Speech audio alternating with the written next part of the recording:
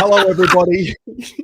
Welcome to Deadline Day here on the Pommy and Oz YouTube channel and at the same time, the Blue Abroad YouTube channel. Pommy, welcome to our 6th edition of Deadline Day. 6th edition, yeah. I tell you what, there's a lot of editions of this. There's a lot of clips that you can see. You're very fortunate to have me as well, because me and Terry arranged this last minute, and I've been to the hospital since. So, what a melt! Do you want to explain what in the world you've done? Okay, so I was doing dad-husband activity with a Stanley knife, just cutting something to fit. I decided to read a text, as you do when you're cutting with a knife, and I sliced through my finger, so 3 stitches. The nurse hates me because legit, I said to her, I've got better things to do than wait around. I've got a trade period to prepare for. So they literally did actually fast-track me because I was like, this is so important. Well, you know what they say. What? Stitches get Bailey Humphrey. Oh, mate. There's rumours aplenty at the minute that Bailey Humphrey is the secret target. Could this be it? I mean, I agree. Spot on, RB. This has cost me a finger, this has cost me a finger. How many content creators would cut their finger off purely for this show? Yep. So, for those of you who are tuned in, thank you. Thank you very much for being with us. We are going to go through every single deal that happens as it happens with Deadline Day. As we get the reports as they come through, we'll be covering all of them. Obviously, a lot of Carlton supporters will probably be watching this stream, so we'll make sure we cover all of those with a little bit more. We've got guests on the way. We've got some of your favorite fan channels from all the clubs. If you want to have certain fan channels, let us know. Maybe we can send them an invite. We're going to have a bit of fun. We're going to go through all the news, catch up on everything, and at about 7:30 p.m., Pommy and I will reenact 6 years later the Deadline Day moment. And if you weren't here 6 years ago, 2019, if you remember Tom Papley Gate, this is what went down 6 years ago. 5, 4. I can't tell you how convinced we were that when Terry's counting down, I was just waiting to see Sauce jogging. Like, that's all I was waiting for. Him running with a piece of paper. Oh, dear. So just for context, if you've joined us after 2019, that was when Tom Papley was a done deal to the Blues. It was apparently all done. Was that a 3-team deal with Joe Danaher? Do you remember that? Yeah, it was Joe Danaher, wasn't it? Was the deal. That was the hold-up, wasn't it, on it? And then they turned down, and then there was last-minute noise, wasn't that Carlton had found a way around it, and then it turned out he'd actually signed a 5-year deal. Oh, God, I fucking hate life. Dear oh me. Dear oh me. Well, we've got a few donations here. Mark Smithies, $10. Here is some cash for medical work, Pom. Mate. There we are. Hey, look, it's not cheap here. It's not like the UK where you can just walk in and they patch you up and send you on your way. So thanks, mate. I appreciate that. Mate, Steve Spiteri on the channel here with an $80 donation. Bang. Stephen, love you, brother. Love you. Thank you very much. That is huge. That'll pay for the amputation. And then we've got a question here from Vasi7. $5. Question for you guys. How would you feel if the deal for Charlie doesn't go through? Oh, Jesus. Might have to like ring Charlie up and be like, baby, come back. Well, we'd have to get on with it, wouldn't we? Whatever. I'm going to be full caveat, right? You won't see me fold over. I am genuinely disappointed with Charlie. And the only way that Charlie can gain my forgiveness is he personally rings me. Like, that's where I am now. Yeah. I need a phone call from Charlie himself explaining how much he loves me. Yeah, because At the end of the day, I backed him in. I backed that man in.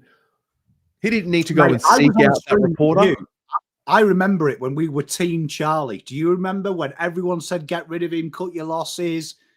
I made that stupid call at Winner Coleman that year. People wanted our heads. Like Charlie, if you're watching this, brother, call me. Call me. I just want to talk. Let's talk. So, yeah, Vasi.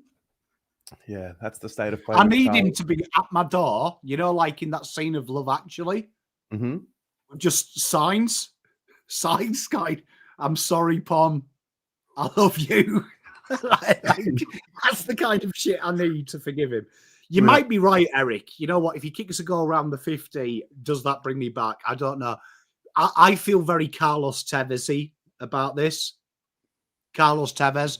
And trust me, in the days that Man United in them days was a bit different to now, where you could just be on Facebook. We used to have forums where you had to sign up and it had your real name and your membership number. I actually got banned off a very prominent Man United forum because I think some of the shit I said about Carlos Tevez when he left technically was libelous. I reckon it's going to be that. It's going to be that bad. Second question from Vasi. Will you forgive him if he kicks a bag first round? Well, look, it's all about performance now. If this is a business, it's a business. And we're in the business of wanting wins. So if he wins me a flag, I maybe sing the Charlie Curnow song, but I will tell you this. I will never sing that Charlie Curnow song ever again. Yep. It's dead now. All right. I've got a few little sounds here. So if a deal gets done... And a deal has been done. It happened about 20 minutes ago, so we can unpack that. Pom, Jamarra Ugle-Hagan has been traded from the Western Bulldogs to Gold Coast for pick 74. Unpack that. Well, I mean, we've got slides as well, Terry. I'm doing this one-handed. Oh, yeah, true.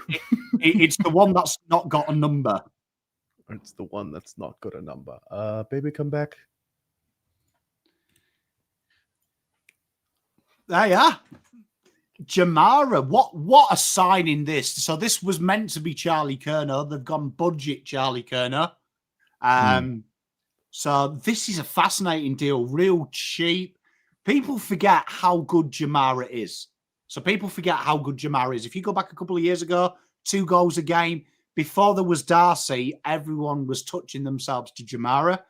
And I'll say this, Dimmer has got previous of working with players that have had problems. Pick 74. If it goes wrong, you were burning that pick anyway. Evidently, they've renegotiated his contract as well, so he's on half what he was at the Doggies.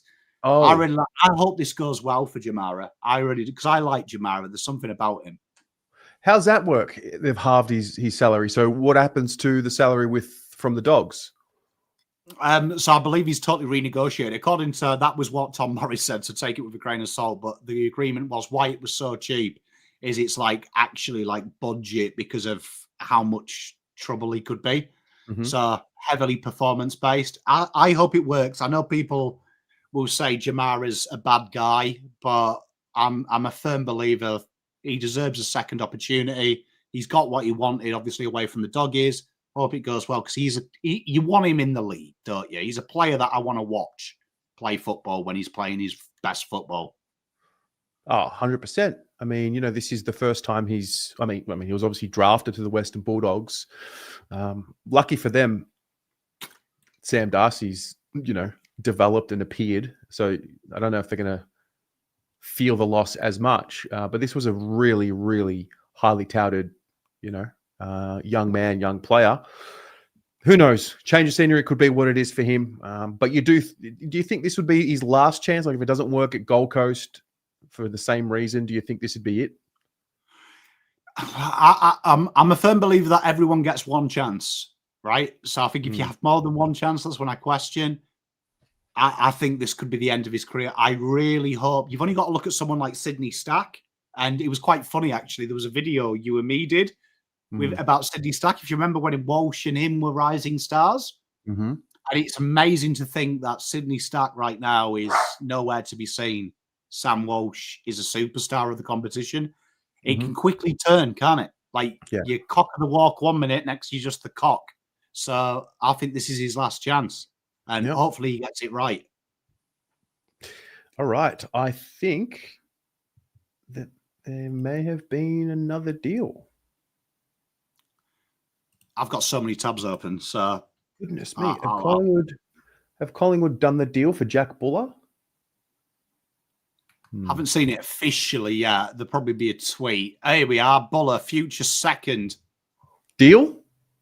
Yeah, Pie's giving up a future third, getting back Swans 4th rounder. Do we have a graphic for Buller? No.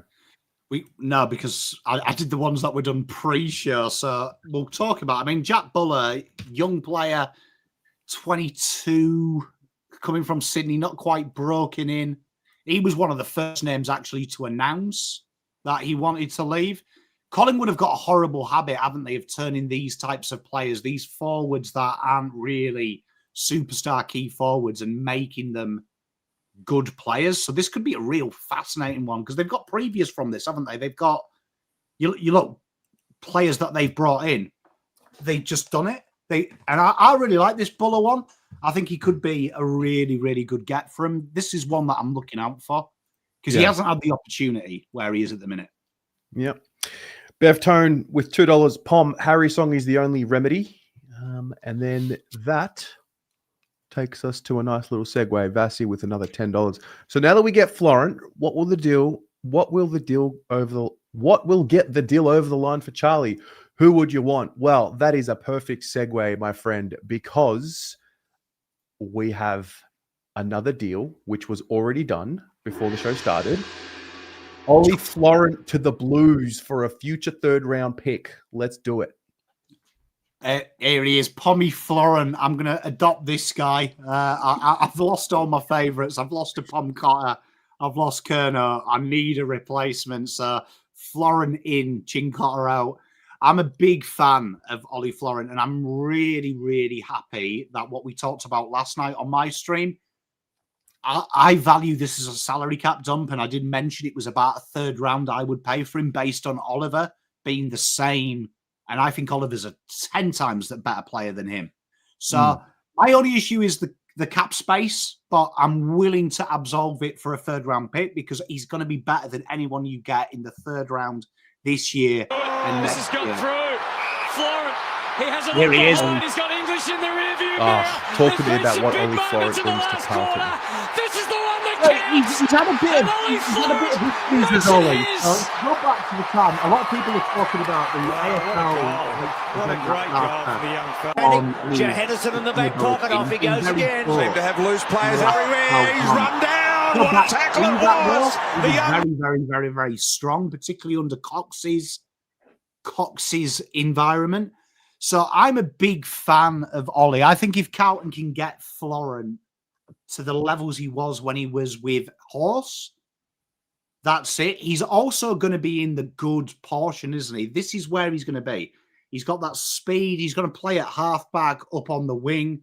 He's going to be loved and endeared. I often see when a new coach comes in, he signed that with Horse. So Horse loved him. Horse picked him all the time. Cox didn't. So that seems to be a coaching era, the way that they go. I like this guy.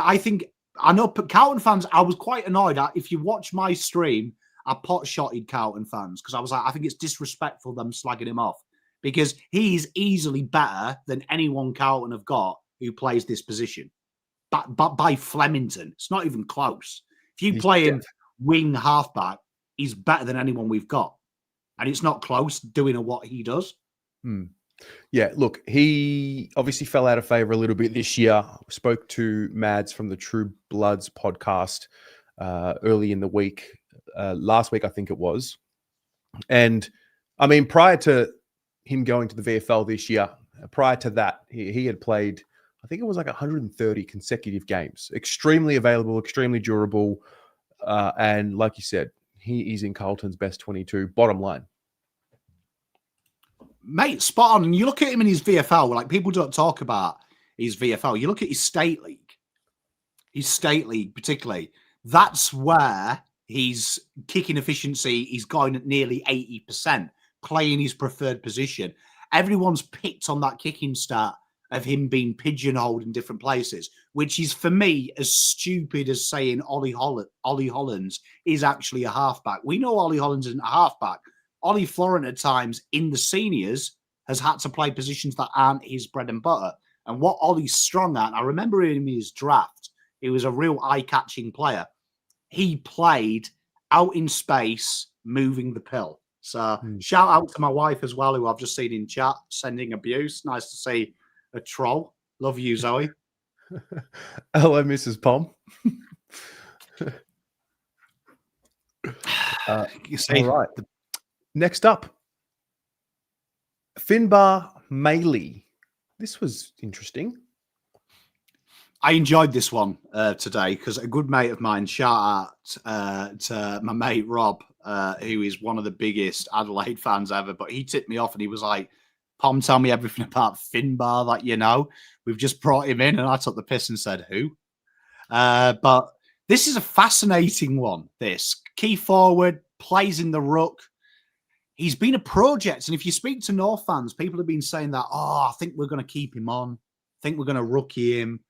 See him come in. This is a real exciting deal because this is one of them ones where obviously Adelaide have seen something about him, but he's not brilliant.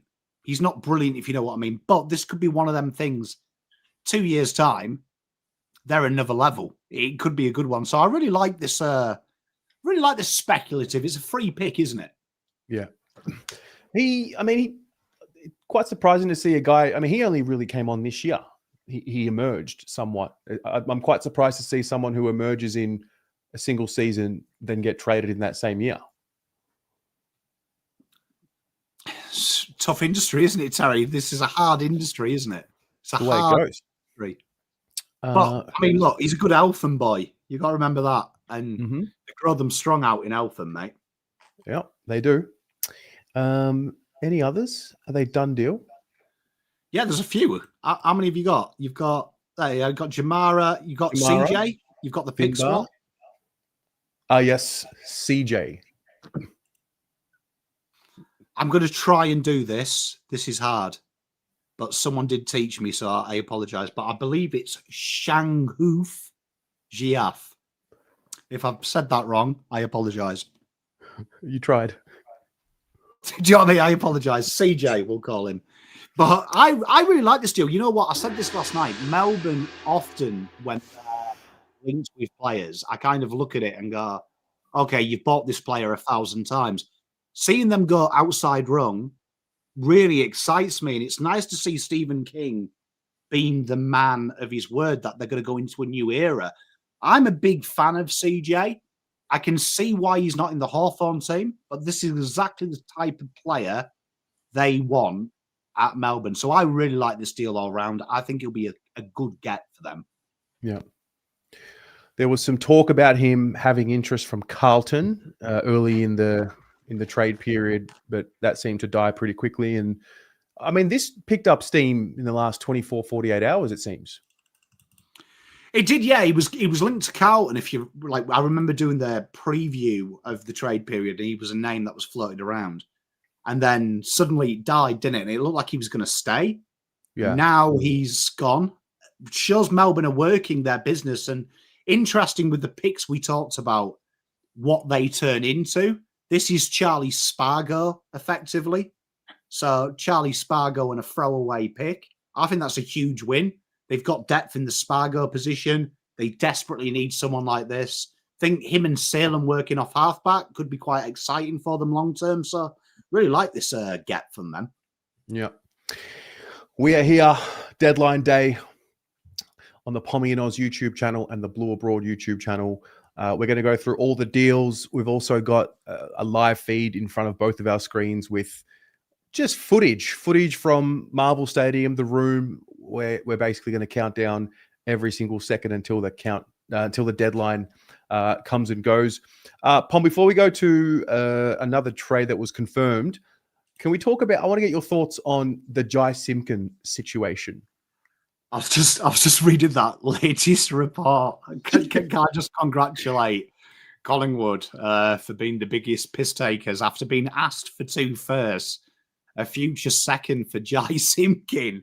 Well played. Well played, Collingwood. I rate that. I rate a man who takes the piss.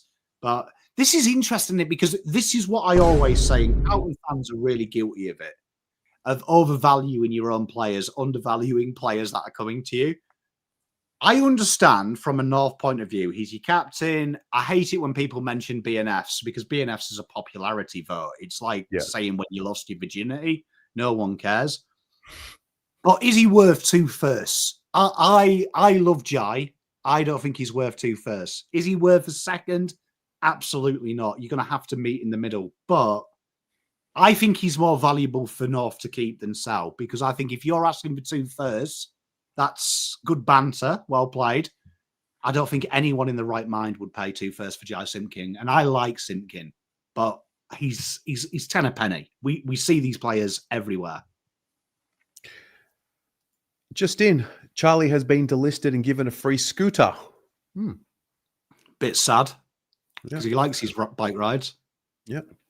Also, breaking news, Graham Wright has entered the Carlton room, sitting next to Chris Davies, GM of football at Carlton. With some spokes. He slashed the tyres of that bike. All right, let's get through another deal while we've got time. And that is Jai Serong is off to Sydney. Really like this deal. So I think Tyler Young and Serong are 2 players that I really, really enjoy. I really enjoy just watching and their whole story. And Jai Serong, I think this is a great get for Sydney. I feel sorry for Hawks here because I feel like Hawks have slightly maybe lost out, but Hawks don't stand in the way of their players. Again, Sydney are a team that seems to ignore the front half and the back half. And this year they've targeted Curnow, something we've been saying they need a key forward, and a key defender. They've got him in Serong. He's a really solid player. He could be anything. His intercept work is really strong. He's learning off some really good, solid players as well down there, Rampy and players like that. I'm a big fan, and I know a lot of people. He's related. He's the brother of Caleb. He is indeed Dish Shields. Good call. I really like this acquisition. I think he's going to be I think this could be one of the trades of the year. I think this guy will go really all right next year. Well, you rate him to improve that much? I think he's really solid. He's got all them facets, and he's in that position. This is where I always say, when people say, oh, he's the 5th cab off the rank, he's the 5th tier, he's not a key defender at Hawks. Look at Hawks' key defenders, Barras and Battle. They're a walk-up start at every football club. Yeah. So to be 3rd or 4th cab is pretty good. It probably makes you 2nd cab at every other club. So I think this is a real good acquisition for the Swans. I think he'll be a solid player. And I'm looking forward to seeing Jai. I really do like Jai. Really like it. I want to give you like a recommendation that I've tried right now. Coconut water with watermelon as the ice blocks. An absolute delight, I got to say. I've only ever had that in drinks. Like alcoholic drinks? Yeah. Like when you get a fruity cocktail. Great shout. Just fully refreshing. But don't take alcohol advice off me, chat, please. Imagine we did this stream. Imagine we did more live streams drinking. Oh, Jesus. I mean, we could do. I'm open to it. You're open to it? All right. We go a little bit south very quickly when we're sober. That's true. Just can you imagine how south we go pissed? We have a guest. I want to bring him in. I don't know if he's available. Maybe I'll give him a hot minute. Yeah, I'll give him a minute before we do that. Pommy, let's touch on the pick swap deal that Carlton and Hawthorn have completed. So this is a done deal already. I've got a little POM theory here. A little POM theory, if you will. So we talked about this yesterday, just with where the picks are in the terms of where a bid may come in for young Harry Dean. I have a suspicion that we are now very confident that whatever happens to Gold Coast picks, Melbourne aren't in there, aren't going to bid on Dean. So I think this gives Carlton a better shout. I'm guaranteeing one of them picks are going to be used with Buku Karmis, and the other two are very good state knives to match bids should you get a first. So I don't mind this deal. Is 22 too much? I don't think it is too much, because at the end of the day, 22 was always going to be used in a bid match. So this is a new territory for Carlton. Carlton have never bid matched anyone relevant. It's actually a good deal. This is where you do genuinely lose. It's quite fascinating, because when you don't do bid matching, people complain. But when you look at what Carlton are going to do with it, it works. It works okay. They get earlier pick, and they've got the bid match material, and Buku comes in. I see Robbie D'Orazio and his understudy Max Hayes walking the corridors of Trade Period. And it looks... So just watch this space. I don't know if conversations are going to be had. I did also see Chris Davies and Graham Wright having a conversation in the hallway there as well. All for the theatre, but it looks like Robbie D'Orazio is there. Let's see what happens there. Oh, okay. So Robbie D'Orazio and Graham Wright and Chris Davies having a conversation on screen right now. Wow. Surely like a quick, you know? Surely not. Surely not. Can you imagine? Tell you what, it excites me if this deal goes through first, because that would suggest to me that there's something sexier later. This is the kind of deal that the AFL would be like, oh, just keep it till 7. Yeah. That not saying, but Bailey Humphrey would look mighty sexy in navy blue. Oh, Bailey Humphrey. All right. You know what? I'm going to do this right now. I love a theory with the best of them. This was Bailey Humphrey's story last night. You can see Treat Ligon, and you can see he's at Johnny's green room. Now, you ask, where is Johnny's green room? Well, Johnny's green room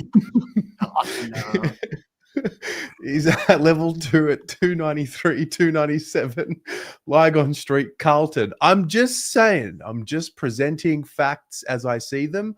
I also have one more thing to share here. One more little photo here. Instagram with the 100K Sports Boys. Shout out. You got Dobe here, who's a mad Carlton man over here. You can see the hand there, getting a little bit close. But I don't know who this is. I don't know who this person is, but Adam Knightsmith says, only got to keep it a secret for a few more hours, boys. Ah, he's fucking coming! Adam, if you've got me excited, mate, I'll find you, bro. Okay. Oh, I know what I'm going to do. Oh, okay. I know exactly what I'm going to do next time we get... Never liked Charlie anyway. I've always screen grab. Okay. Hang on. I'm going to pause this. Guys, check out this. This is the state of play right now. I've freeze framed it, but this is live. This is Robbie D'Orazio having a chat with Nick Austin, Michael Legresta. You got Graham Wright sitting in the chair. You got Chris Davies here. What in the world could they be talking about? Don't know, but Graham Wright looks very ominous. It looks like, like how you'd imagine gangsters settle beef, and he's the enforcer in the background just waiting for you if you get too erratic.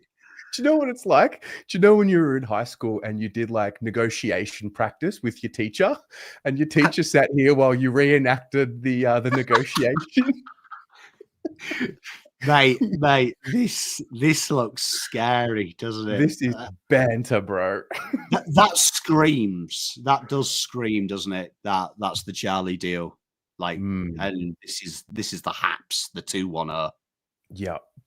So speaking of the Charlie deal, we are going to bring in a Geelong representative, Paul from the Hoops crew. Hello, sir. How's things, mate?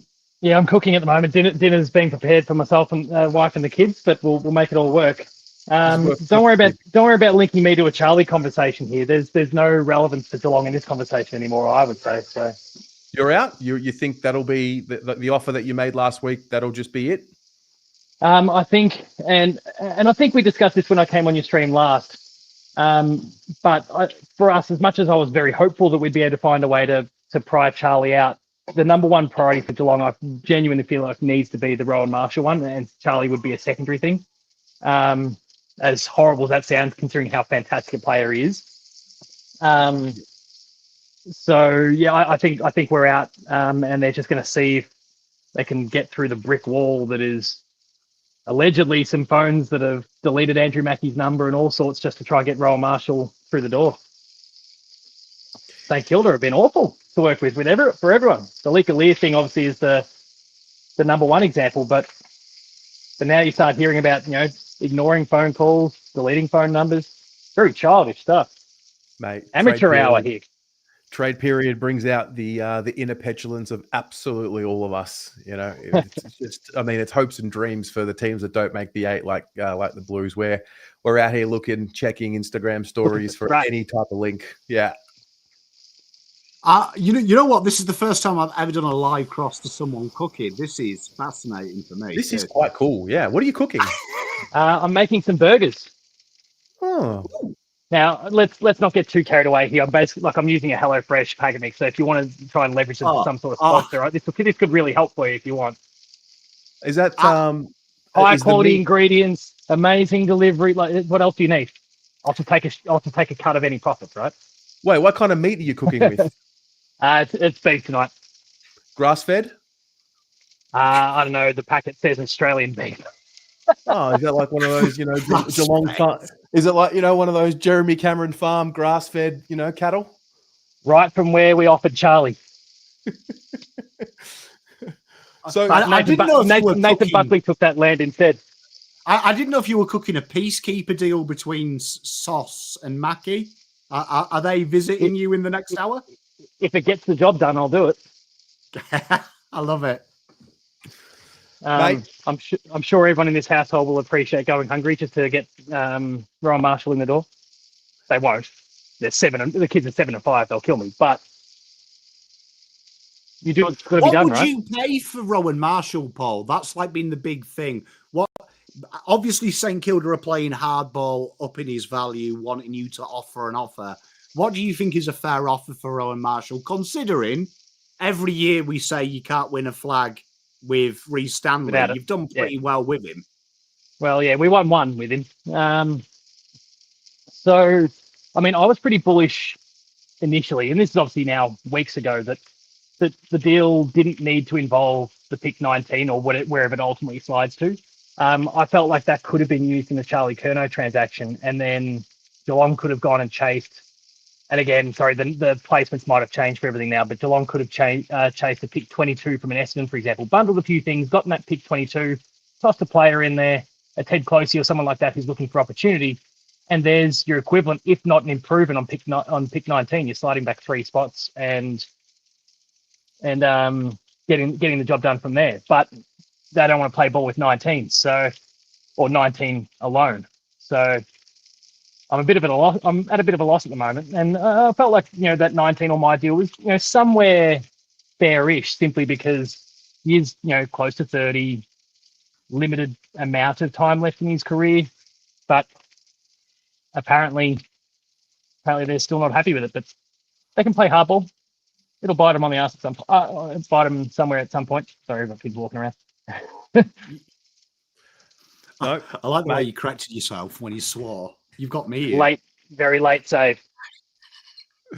Very good. Well, mate, thank you very much for calling in. This has been one of the more unique call-ins I've ever had. And it was all set up perfectly. Your whole body is inside Charlie Curnow right now. So it was, yeah. Charlie, you have me. You just got to choose Geelong.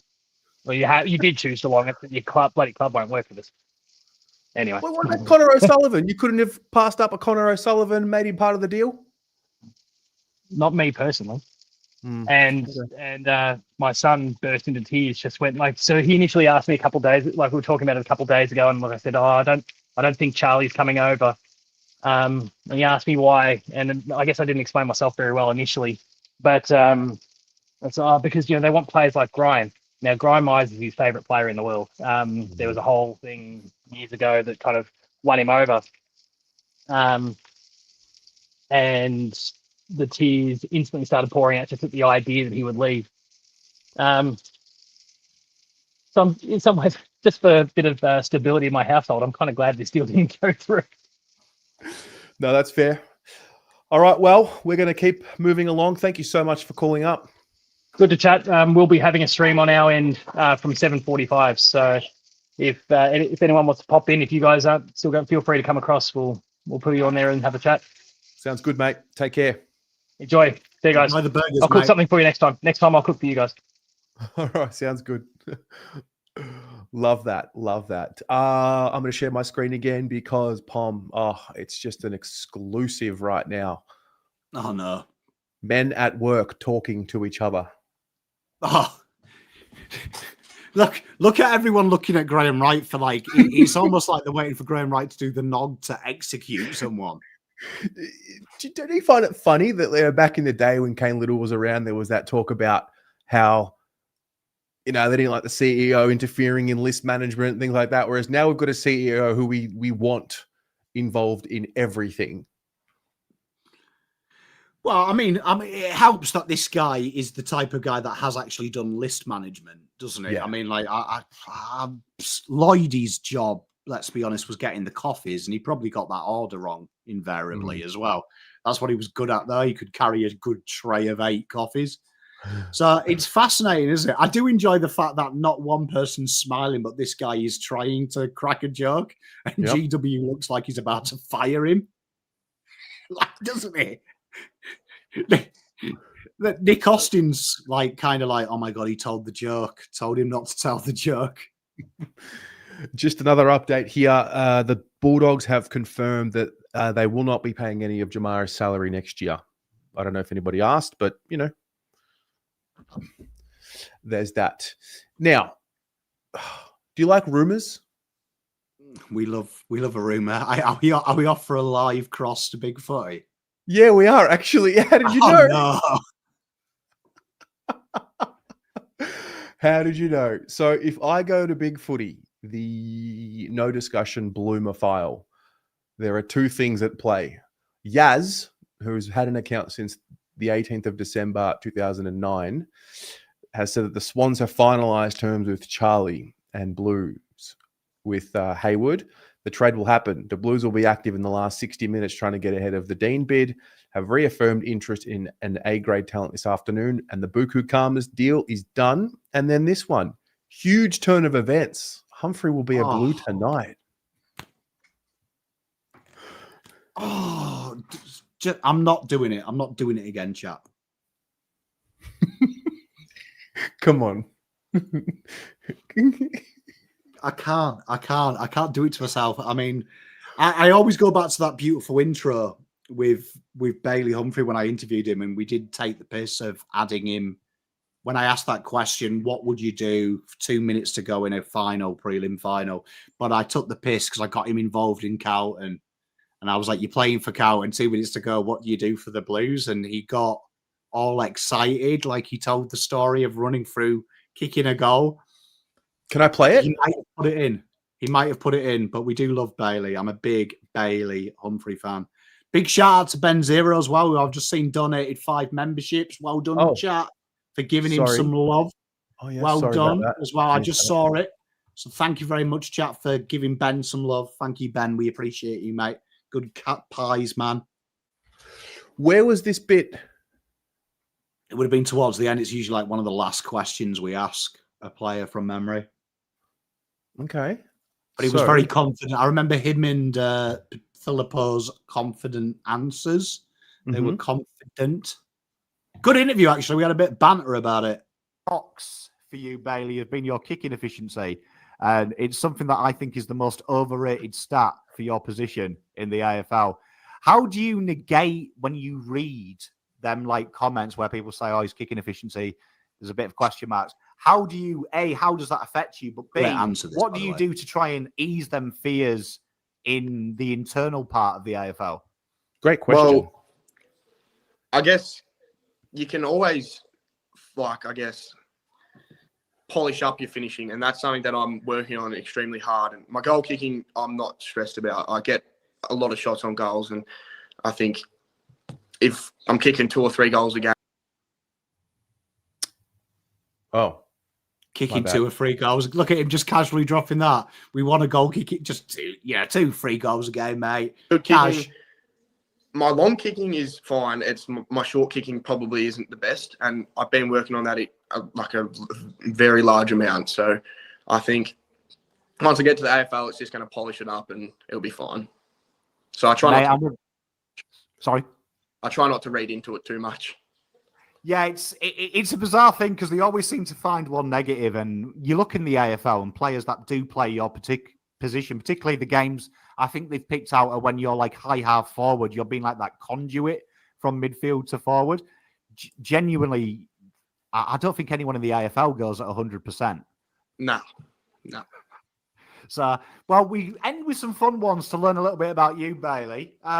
Posters on your wall as a kid. Who did we have in the bedroom? There was a couple actually. I loved Nat Fyfe in his prime, when he's in his Brownlow years. I loved Nat Fyfe. I've had Joel Selwood, Paddy Dangerfield, Dusty Martin, Paddy Cripps. Could keep naming. I've had a lot of players on my wall. Mate, you've got a few superstars there. Superstars in that lot. Most bizarre food you've ever tried. What's the most out there thing you've tried to eat? I don't really know. I hate seafood, so I'd probably say oysters. I hate it. It's disgusting, but I had to try it one day, and it wasn't great. Mate, I don't trust any food that you can't chew. Yeah, that's fair enough. And those things you have to pretty much swallow if you don't like them. It's a rule. If I can't chew it, I'm not eating it. So yeah, I'm with you. If you had a personal theme song, what would it be? Country Road, Take Me Home. Say it. I reckon everyone would probably say Lose Yourself. And I'd probably walk out to Lose Yourself. But I'm not too sure. I think I'd probably say just Lose Yourself. Hey, I like that. Bit of Eminem. That's different from what we've had. We had some Aussie classics from the others, but I'm impressed we've gone mainstream. I like it. Christmas around the corner. Best Christmas present you've ever got? I've ever got. Jeez. I reckon as a kid I got some good ones. I used to love, as a tiny kid, about 10 years old, I used to love scooters and bikes and stuff. So I used to get a fair bit of bikes and scooters, but just got rid of a biker. I'd say just clothes and stuff now. I'm into a lot of clothes and shoes, so I'd probably just say clothes and shoes, definitely. Yeah, you're past that age of 16 now where clothes are an exciting present. I feel you. Definitely. Now, have you got a guilty pleasure on TV? Is there something that you watch that's your guilty pleasure that you maybe keep secret from your mates? I like Love Island. That's something that I like, but red flag. I'm not really into all that kind of stuff. Like I do watch a couple of shows that I've probably watched too many times. So a bit like Sons of Anarchy and but Love Island's probably the one that I don't tell my mates about. Mate, I do love that. That has been a popular draftee answer, Love Island, I have to say. So if anyone gives you stick for it, I think half of the top 10 have mentioned Love Island. So I think you all watch it secretly, and the ones that don't say it, they're lying. Yep. Now, is there any fictional character in TV movies that you watch and you think, you know what, there's a bit of me in him? Not really. I don't know. Not really. Someone you'd like to be?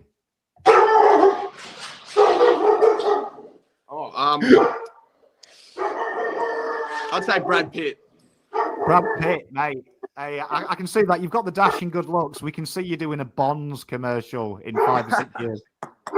Well, thank you very much, Bailey. You are. Oh, wait. I think I want to be known as Do you know when? That's a great question. What? When does he say it? The bit about... It'd be about here, just before we get to the fun questions. He's obviously a lot taller than me, but from memory were, how do you want to be remembered when you his retire? stoppage craft and the way he goes about it at a stoppage. He's not the run all day midfielder. He's more the burst away from the stoppages, the packs, and uses his big leg to break open the lines and stuff. So I think I watch a lot of his stoppage work. And then I watch a lot of Christian Petracca because when he goes forward. So I think I've learned a little bit off him and his forward craft when he goes forward. I've got to say, as a Carlton fan, the thought of Cripps getting it out of a pack and you bursting past him and snagging one from 55 does excite me in the hypothetical. I wish. Paddy Cripps is my B-side. See that? I definitely wish I could go to Carlton. Mate, he's an idol of an old man like me as well, don't worry. He's a fearsome competitor. Now, going into the future, say you've been drafted, you've been there for 15 years, you decide to retire. How would you like the fan base to remember Bailey Humphrey? I think I want to be known as a very physical player. I think I want to be courageous. I want to be very strong. So I think that's definitely how I want to be known. I guess that's kind of a bit country boy like and a bit olden day, but I think that's kind of the way I play my footy. So definitely that. Mate, I think everyone loves the physical side of things, and I think it's a big part of your game, the physicality. It's very rare you see someone in the draft that's got class, but also likes to get his hands dirty. It's booked the trend of usually you have one or the other. You've got both. Yeah, I try my best. Now, how does country football change to playing in the State League? Is that a big difference? We know the reputation is it's physical and tough. Has that prepared you really well? Yeah, I've played a couple of senior games. Obviously, power's a priority, so you can't come back to playing my local league, which is the Gippsland League. I think we play on the same team, so playing against him was a bit weird. And he told Drawn all about me, so they came out and they targeted me. Yes, and I reckon first 30 seconds I copped a big elbow to the back of the head, and it sort of dropped into the ground. And I don't care. I just laugh at it and. I ended up getting best on and kicking 2 goals, so I wasn't complaining at all. Yes, lad. Tell you what, I bet that was a good banter with you and Jacob, if you got the best on as well. Yes, definitely. And he played a really good game too. So when we went back, we played against each other and played really well. And All right. What a good time that was, eh? Yeah, that was very good. Put the idea in his head. The I wish. Mate, I did the work 3-4 years ago. I see. Trying to recruit for the boys. I see only Carlton in the chat. Only Carlton. You need, as a matter of priority, to clip that bit if it happens, and make an edit and start it off with that Patrick Cripps comment. I wish, and then bang. That's a request. So, anyway. Good man. Enough hopium for 1 minute. What else is on the agenda? What else have we got here? Well, I mean, at the minute, the big report at the minute is they're talking about Tom Petrollo was incredibly animated in the Hawthorn room. So he is the manager of Zack Merritt. So obviously this deal is going to go down to the wire, which is going to be absolutely fascinating as to why they do this. Sorry, I've just been sent something very, very interesting with Bailey Humphrey. Let's unpack Merritt. I'll park that for now. Unpack Merritt with me. Where does it play out? Where does it go? I think Curnow and Merritt both get done. And this is for why. I think it is incredibly unhealthy to have a senior player not want to be there. I think the way that Merritt has acted and the way Curnow has acted is incredibly disrespectful to both their football clubs, and I wouldn't want either of them players to be welcomed back to their football club. I think they've gone too far this time. So I think it'll get done. I do think Hawthorn's offer was piss, to be honest. Was piss. I think it was a piss take. I do think they've got to include Cam McKenzie. I do agree with Cal Toomey and Tom Morris. They both said that that's what Essendon are looking at a bare minimum. Do think you've got to spend to buy. It's going to be fascinating with this one because Hawthorn, a lot of people were thinking they were going to have irons and a lot of fire. Does feel a little bit like the Joe Danaher from Sydney a couple of years few years ago with the Papley. They've put all the irons in that one fire.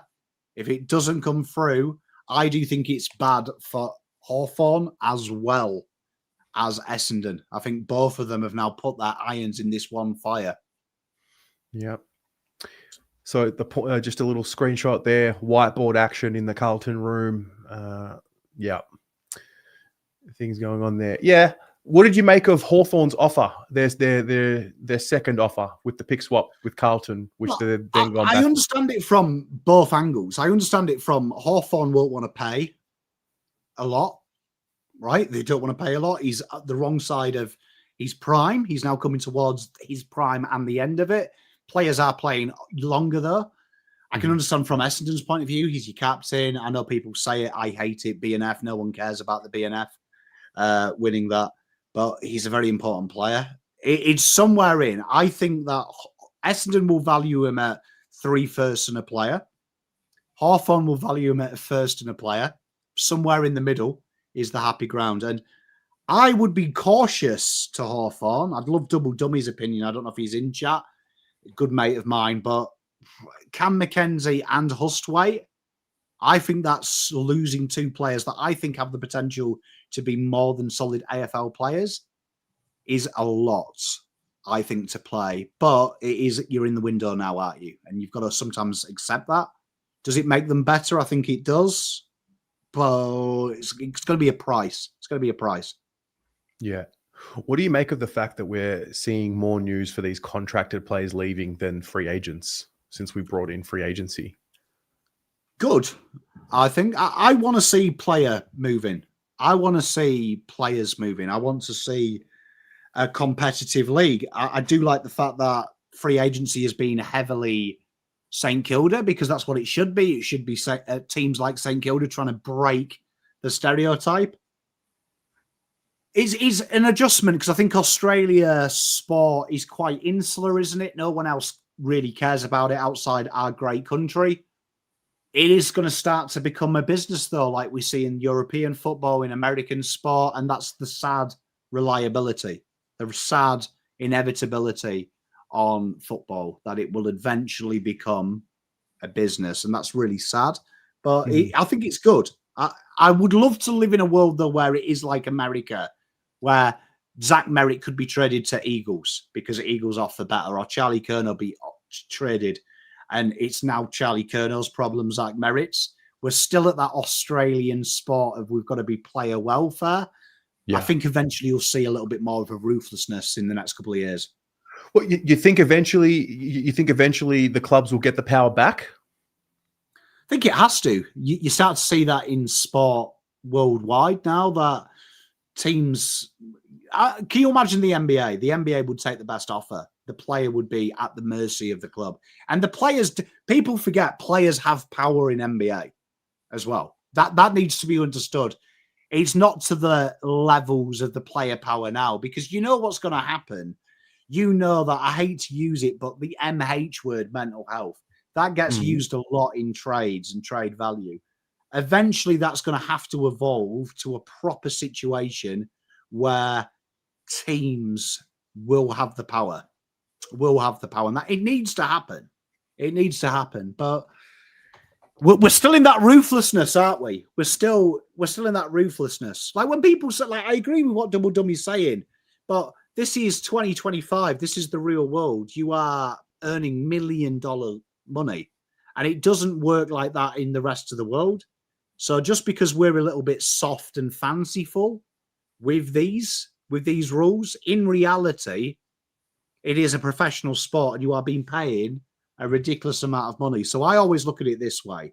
It would be like a soldier saying, oh, I went overseas and got shot at. That makes me sad. You know what you're doing before you sign the contract. Yeah. They know what they're doing. All right. What do you make of the Archie to West Coast story? Fascinating for me. I love the fact Brisbane dominating on field and off field. And I like the fact that they are asking for a first you're well within your rights. Again, this is another one of them arguments, isn't it? Right? That what they value them at, what you value about, and then what reality values him at. So a first round, I don't think he's worth that. A second rounder, I think he's maybe worth a little bit more than that. So I reckon you will see a compromise here. But again, credit to Brisbane. They're running a fantastic, fantastic club and they're driving a hard bargain. This is again the case of what we just said about Hawthorn. What do you pay to win a flag? So a first rounder might be overs. If Callum Archie jettisons them to win a flag, though, you'll look back at this and say that's a bargain. So beauty is in the price of the beholder, isn't it? So I think there'll be a compromise. I wouldn't pay a first, but if you told me I win a flag from paying a first, I'd pay it all day long. Now,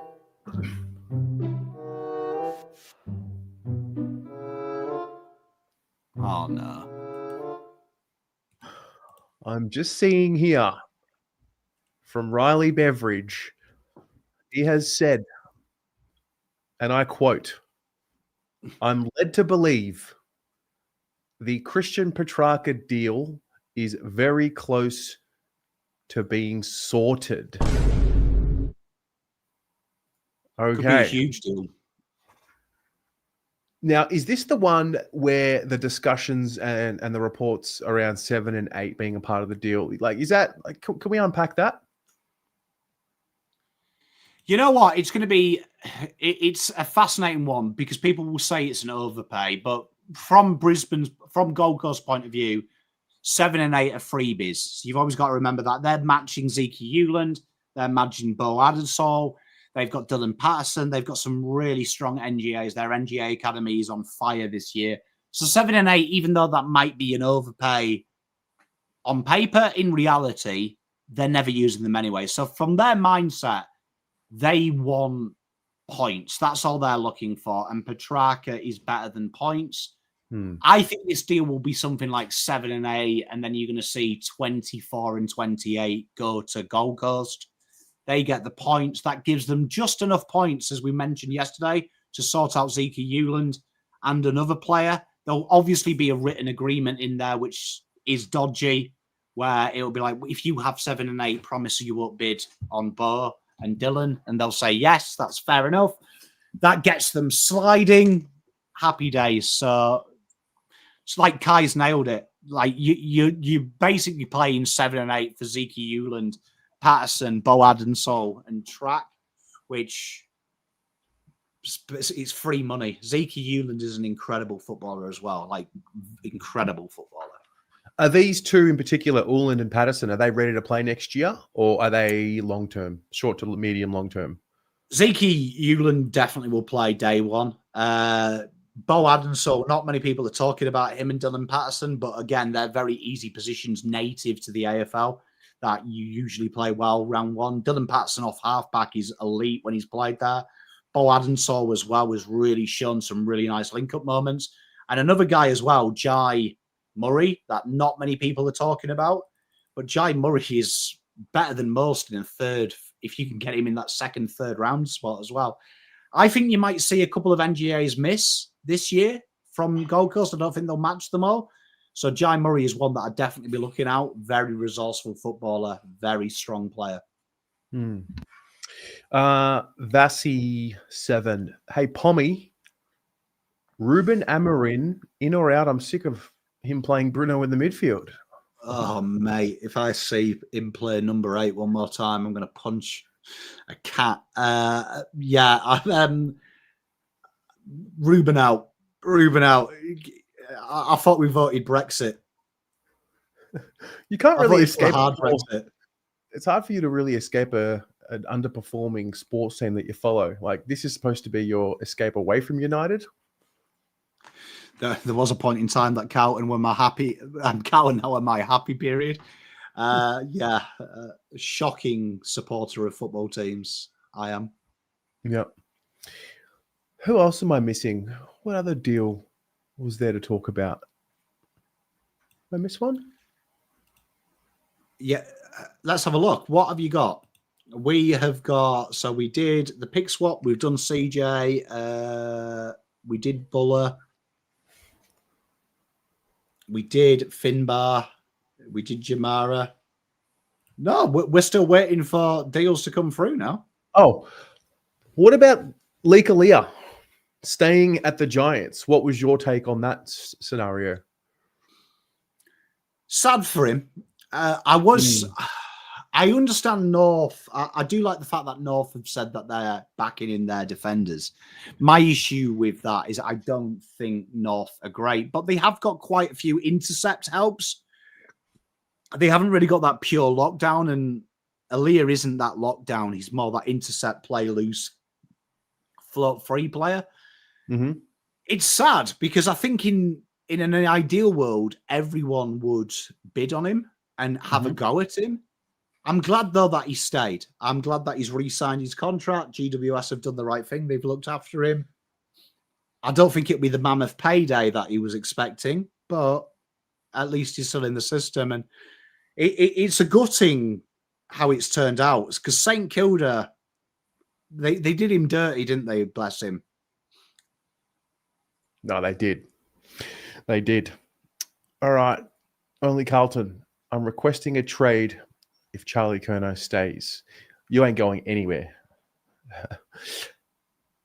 Pom, you've got to stay in it. Can we touch on these some of these future kids that are going to come through? I want to touch on Jack Eison first.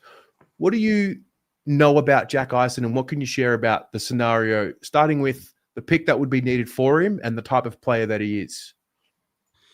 Well, you know what is really fascinating about Jack Eison is I talk about this every year. Every year you have a player that has been dodgily kept away from it. So like the untrained eye will say he's on a hefty scholarship. In reality, I think Carlton have done a little bit of a dodgy here. And they've allowed him to play at Scotch College. Very limited impact at Coates League, only the 6 games. National Championship, though, he showed his wares. I think he's a bona fide top 25, 30 talent had he played the full year.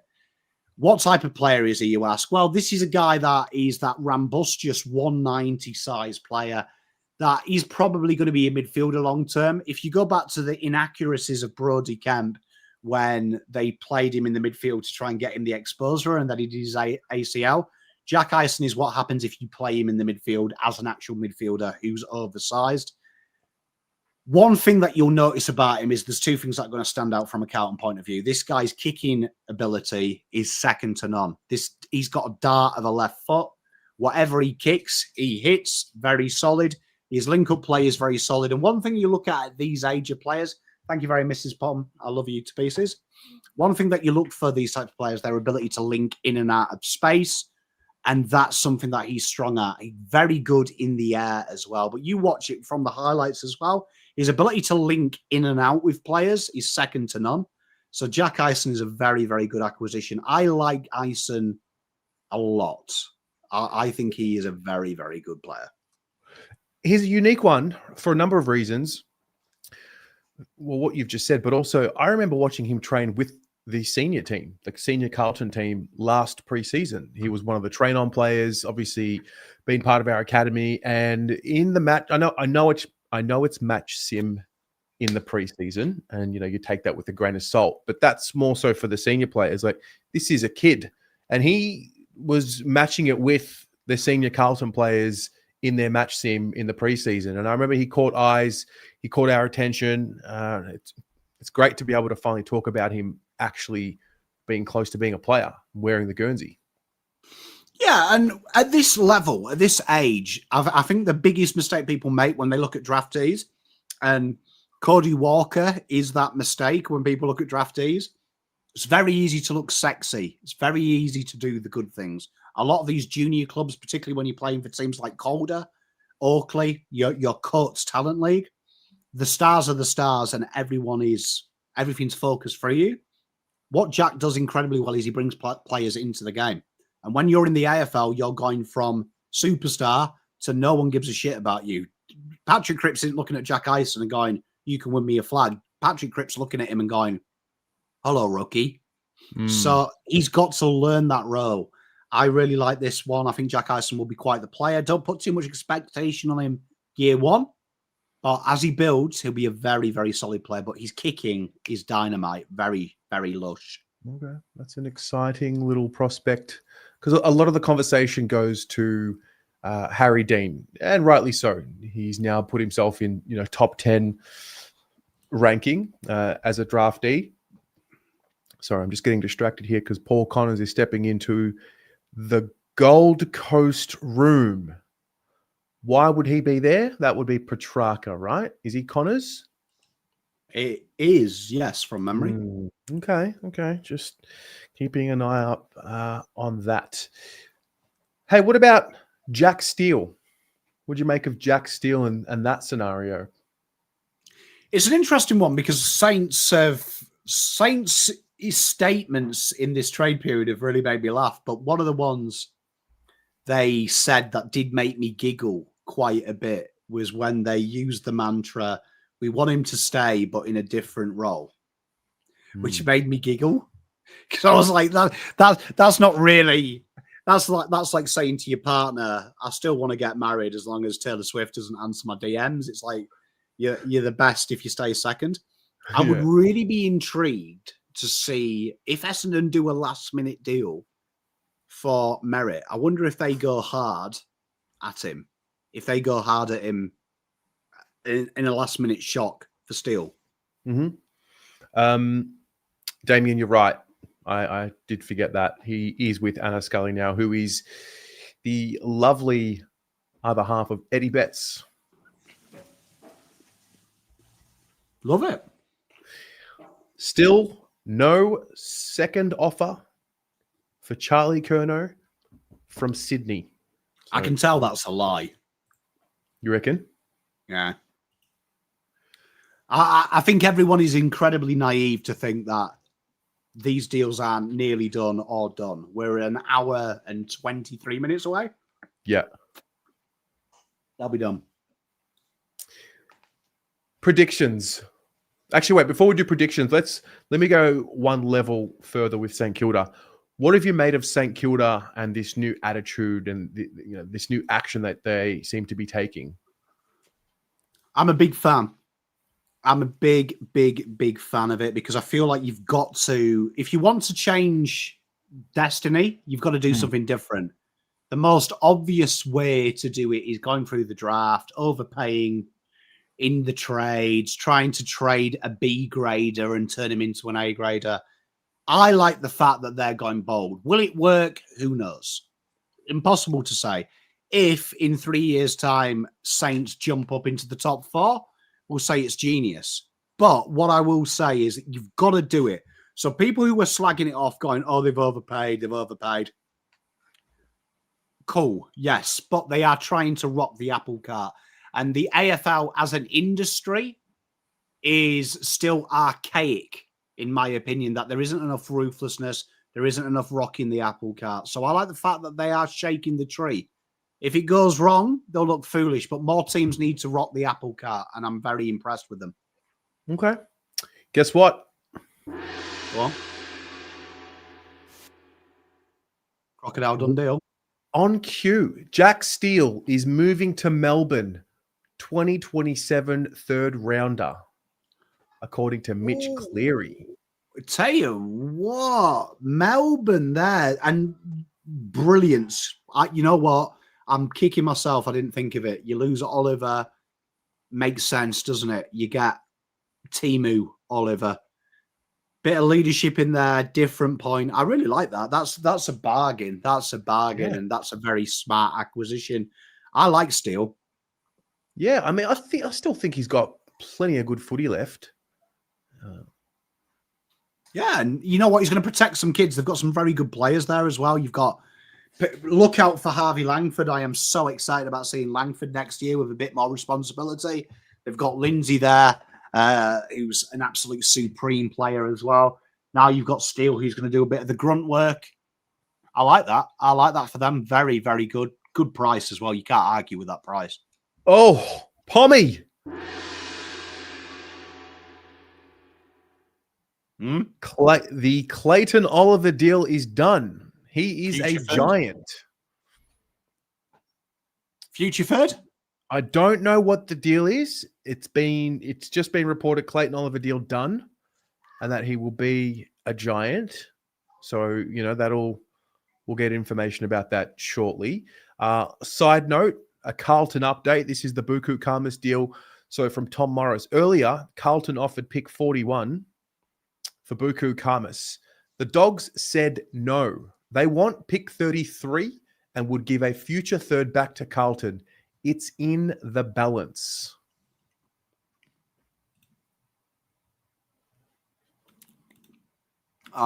This spot's so stupid, isn't it? Let's be honest. I mean, it's interesting because a future third coming back, very interesting. Because Carlton can't trade 2026's futures, can't trade 2026's first at the minute because they're -2 and 3.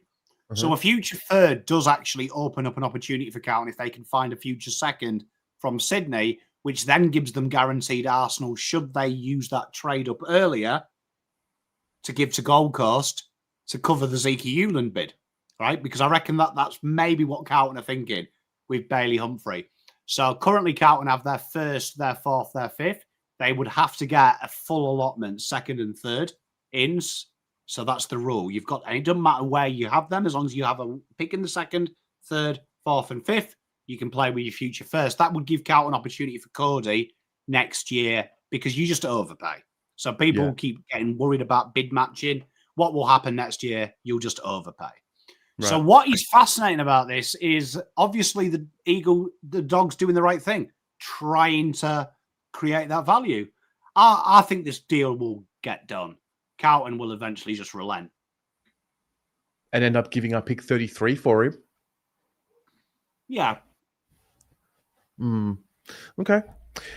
You were right about Oliver. It's a future third round pick. Mate, you know what?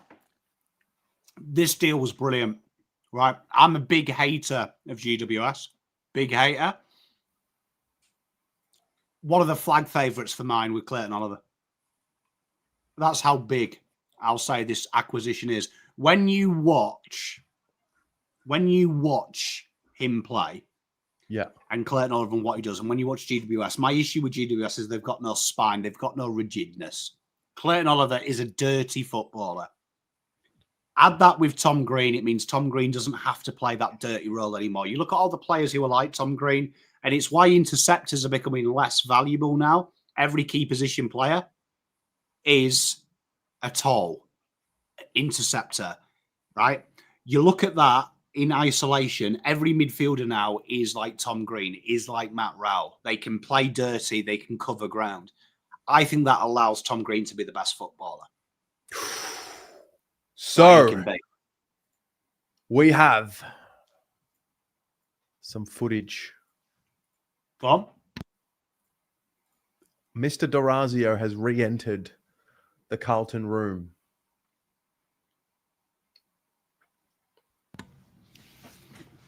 Interesting. Look at him smiling away. Yeah, you know. Smiling away. He's just chilling now. He was leaning on the door frame. I'm just keen for some body language here, right? So just having a look at some body language. What comes to mind when you see this? What's this telling you here? Slanted over the chair. Graham Wright's had his arms crossed for an hour. You know what? You can tell Graham Wright says fuck all, hears everything. Yeah. And when he speaks, you listen. Yeah. D'Orazio's weird. You know what annoys me about Robbie, and this is no disrespect to him because I'm sure he's a lovely guy, but he comes across a little bit like he's way too relaxed. He reminds me of, you know, when you do a job interview with someone and they lean back in their chair? I hate that because I don't like you to be relaxed. Like, don't be at ease. Earn that right. Just looks a little bit too cash for me, but you know me, I've got high standards. Matthew, just to let you know, the new AFL rules still apply. You still must own, if you trade round one away, you must own 2, 3, 4, 5. The only AFL rule that changed is everyone now counts that they've used first rounders in the last 2 years. The AFL rules still apply, though. You can't just keep trading your whole allotment. You must hold either 1, trade second 3, 4 away, or if you've traded 2, you need to keep 1. That's how the AFL have still kept that caveat in the rules. All right. We have a friend. We have a guest joining us. He is representing the Melbourne Football Club fan base, and that is Adrian from the Debrief. Mate, your timing is impeccable. I've just been sitting here trying to check in on Jake from Saints TV. Steely's come to Melbourne. It's a welfare check-in. Can't get on to Jakey. It's reminiscent of Essendon and Hawthorn. Essendon blanking Hawthorn's calls. I'm just trying to check in on Jake. I just want to see if he's okay, because I'm pretty sure he's upset about this one. One thing I can tell you about Jake is he's grinning somewhere. I think he might be live streaming right now. But mate, welcome, Pommy. Thank you. It's good to be on, and it's Adrian, good to be on with Pommy as well. Yes, I don't know if you guys have been on stream together.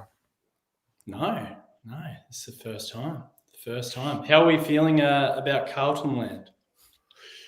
I mean, this is our grand final. This is where the peak of our hopes and dreams begins, off season.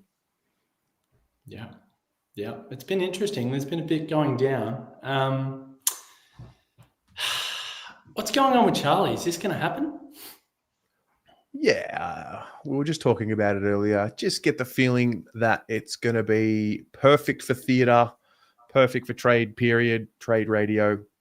They're just going to wait until probably what we got. We've got 1 hour and 13 minutes to go until the deadline right now, and so I think it's just going to find its way at the top of the news cycle in about 60 minutes from now. 7:29. Yeah. It's 100% home and away, isn't it? It's the cliffhanger to get you to tune into tomorrow. Like, this is going to go down to the wire. It'll be fascinating. I've got a feeling there is another deal, and you'll only hear about it early if there is another deal we don't know about. And there's been that speculation. The media have alluded to it. There's one more. There's a fish no one knows about. And I think that's when they'll release the Charlie news. They'll be like, okay, let's get rid of this and bring the pretty little one out. Hopefully it's Bailey Humphrey to Carlton.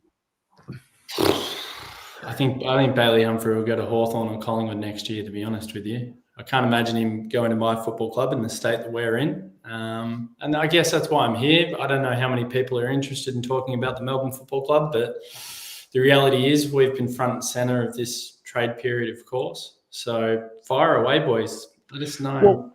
What do you think about our situation? Well, there's 2 to 3 things here that I want to get you to unpack. So, Jack Steele, has gone to the D's, and I've just seen here he's added a year on his contract at Melbourne. He's now locked in until the end of 2028. Oliver's just gone to the Giants for a future 3rd-round pick. So maybe we start with those 2, then we can get to Petracca.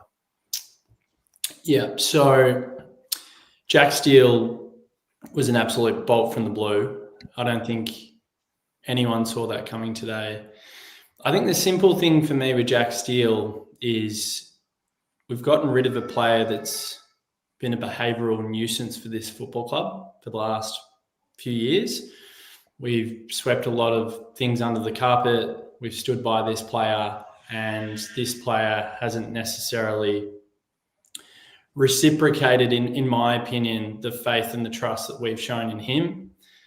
Clearly, the new coach has a no dickhead policy. And whatever role they put to him in that meeting, Clayton Oliver, clearly he wasn't happy with it. I think this is getting rid of a player at all costs. Are there Melbourne supporters that are really upset about the fact that we've just got rid of him for absolutely nothing? Of course, like, we're all emotional. We're all attached to this bloke. He's a club great. He'll go down as a legend. But the reality is it was clear that this coach needed him to play a different role. And he kicked up a fuss about that. And that's why we're here. And Jack Steele is the complete opposite. He's an incredible professional. It's almost as if we've got someone in that doesn't have any behavioural issues and can lead this football club and can give these younger blokes, particularly Harvey Langford, maybe Caleb Windsor coming into the midfield a little bit more, Xavier Lindsay in time, some of these younger blokes, just a bit of a leg up from a leadership perspective. So on the surface, it makes so much sense why you get Jack Steele in for Clayton Oliver is effectively a straight swap.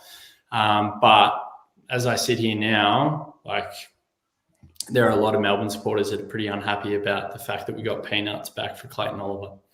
Yeah, yeah. You know what, Adrian? I do want to say I have been a big advocate of what Melbourne are doing. I think in my video when you got Myercheck, I said what King's got to do is he's got to do a whole identity reset. We're not talking about culture here. We've got to give Melbourne stand for something. And I mean this with all due respect. Why seeing good wins Melbourne is proof that lightning sometimes does strike twice. And I think you looked out with the flag in the terms of everything went right. But Oliver's behaviour was impeccable at the time. Petracca was flying. Max Gawn was by far the best in the league. Goodwin was on vibes. For the last 2 years, Goodwin keeps dancing around. We've got to change our game plan, but the contested works for us, and he seems reluctant. I feel like there's a lot of hangers on there. I got to commend Melbourne. You've gone hard. You've got rid of these dickheads. King's come in, said this is my way or the highway. I think Windsor's a terrific footballer. Langford's world class.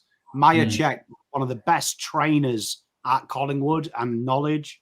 Steele, again, professional. I think there's a real culture shift. I'm excited about what you guys are building because I think too many teams, Cal included, pussyfoot round rebuilding, and they kind of do it half and half. You've got to go in there, cut the tosh, shoot everyone, start again. I couldn't agree more. And I think it's just going to take a little bit more time for a certain section of our supporter base to realise what this is. This is starting afresh. This is clearing the decks. This is a coach putting his stamp on the group. And by bringing in some invaluable experience like Steele, Myercheck, I've been a massive fan of forever. I think he's one of the most underrated forwards that we've seen in the game over the past 7 or 8 years. It would have been nice if we got the 30-year-old version of him, not the 33-year-old version. However, I even think about guys like Jake Melksham, who, again, is old, but he's had to bear the brunt of responsibility in trying to teach these kids. And so I think Myercheck's another one that can hopefully get the best out of a Jacob Van Rooyen or a Matt Jefferson coming through, and even a Luca Kenfield that hasn't actually played a senior AFL game yet, but I'm big on him. Like, I've watched him at Casey, and I think he's got a future. So, yeah, I'm with you, Pommy. I think this is the way to do it. Just go hard, strip it back, and if people aren't 100% behind your vision, your plan, and what's required of you, clearly Christian and Clayton weren't. And King said, well, there's only one decision to be made. And yes, you can say that we haven't got full maximum value for these two old vaunted champions because they were great players. I don't think they're going to be great players moving forward. Well, it is what it is. We just had to cut the cord. And I think the thing that's been lost on everyone in the media, I even heard Barrett before, just again digging his boots into Melbourne because he seems to have a vendetta against us. The reality is this is the byproduct of the Simon Goodwin and Gary Pert era. They have put us in this position. If we had different leadership in place when Geelong offered up what they did for Oliver last year, and of course Petracca trying to force a move out last year as well, we might be having a completely different conversation. But the reality is Pert and Goodwin held those two players at the football club. So under a different administration with different people, it could be a different story. So it is what it is. We've got to move on. And I think it's hard for Melbourne supporters to realise that this is a new dawn. And the sentiment of 2021 is so far back in my rear vision mirror. And I think it's just there's a certain section of supporters that are still grappling with that. Timing is impeccable because Christian Petracca is officially a son. Reading from Trade Radio's Twitter feed here, 3 first-round picks going to Melbourne, a number of picks going back to the Suns, but it is done. So that'll filter through, in the next couple of minutes. Like I said, your timing when coming on here is absolutely impeccable because the deal's been done. So it looks like it's going to be at least 6, I think, 7 and 8? We were just talking about it, and seems like maybe future first and an exchange back. Do you have any idea of what you would be giving back? I'm trying to go through it now and dig it up. Like, is 24 going back?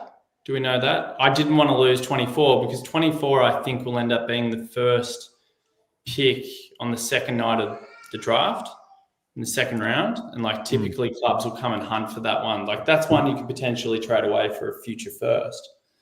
So that's why I didn't want us to give up that one, but I'm just having I kind of think though from a point situation, it has to be 24 and 28 because it works out perfectly for points. We did it last night with the points for Zeke Euland, and imagine you guys have given a word. We promise we won't bid on any of your NGAs with them 2 picks.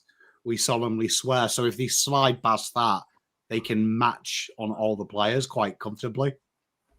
Yeah. So like the thing that sticks out to me, and this is from Cal, as you said, Terry, 3 first-round picks going to Melbourne and then a number of picks going between each other. So who knows? It could be quite convoluted, the amount of picks that go between each other. 3 first-round picks?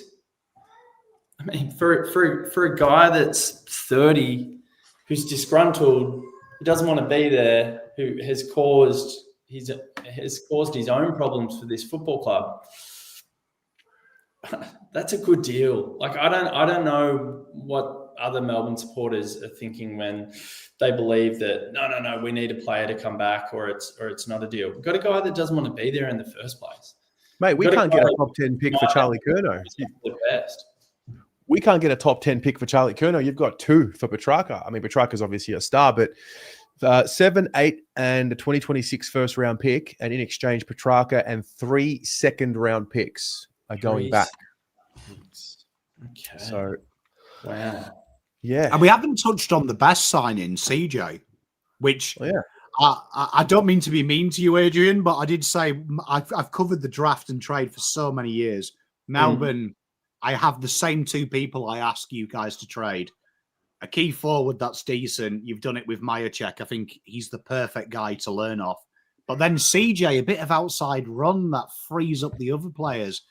You must be quite excited. I thought you've paid just about the right price for CJ.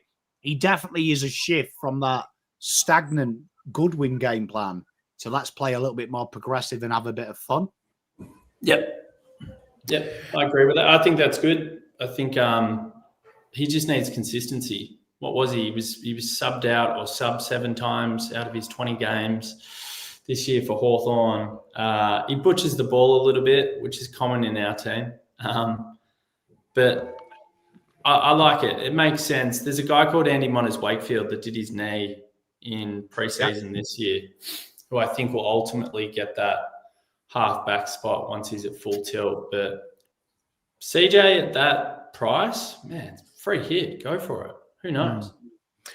In the draft, Adrian. Oh, sorry. I was going to say just one final one. I just wanted to touch on, I feel like we learned from Melbourne a bit because you seem to have done something before us. On reflecting now with Petracca and Oliver and offers that may have came beforehand, do you have any advice for Carlton fans and letting go of someone like a Curnow? Yeah, I think my biggest realization is it's a business. I don't think the players are as hung up on the clubs as we are. Yeah. Like that's probably the number one thing. So yeah, I there was a point in time where I was obsessed with both of them, right? And I probably had more love for Clayton Oliver than I did for Christian Petracca. I don't know why, I just did. And you would hang them on a pedestal or hold them up on a pedestal, and you would brag to your mates about how good these players were. And it's like that ownership piece. It's like that ownership piece of a footballer. Like I'm a massive Liverpool fan, and when the Trent Alexander-Arnold stuff went down, it cuts deep. You're like, oh, how could he do that to me? It's like they don't care. They don't care that much. No, just want to do what's best for them, and they only get one crack at this thing. So I think it's hard, the sentiment and the emotion that we feel for the players. I don't know if it's necessarily the same for them. And I think we're potentially entering the somewhat NBA era of AFL. And I think a lot of people haven't caught up to that. So that's my advice to Carlton fans. Try not to get too attached to these blokes, because I don't think they care as much as we do. Yeah. Mate, well said. Hey, thank you so much for joining us and calling in. We appreciate your thoughts. It's been awesome. And I'm going to watch on with great interest to see if Charlie gets done now. Oh, he'll be getting done. It's just a matter of what it's going to be for. That's good. It's exciting. Thanks for having me, boys. See you, mate. Cheers, Take mate. care.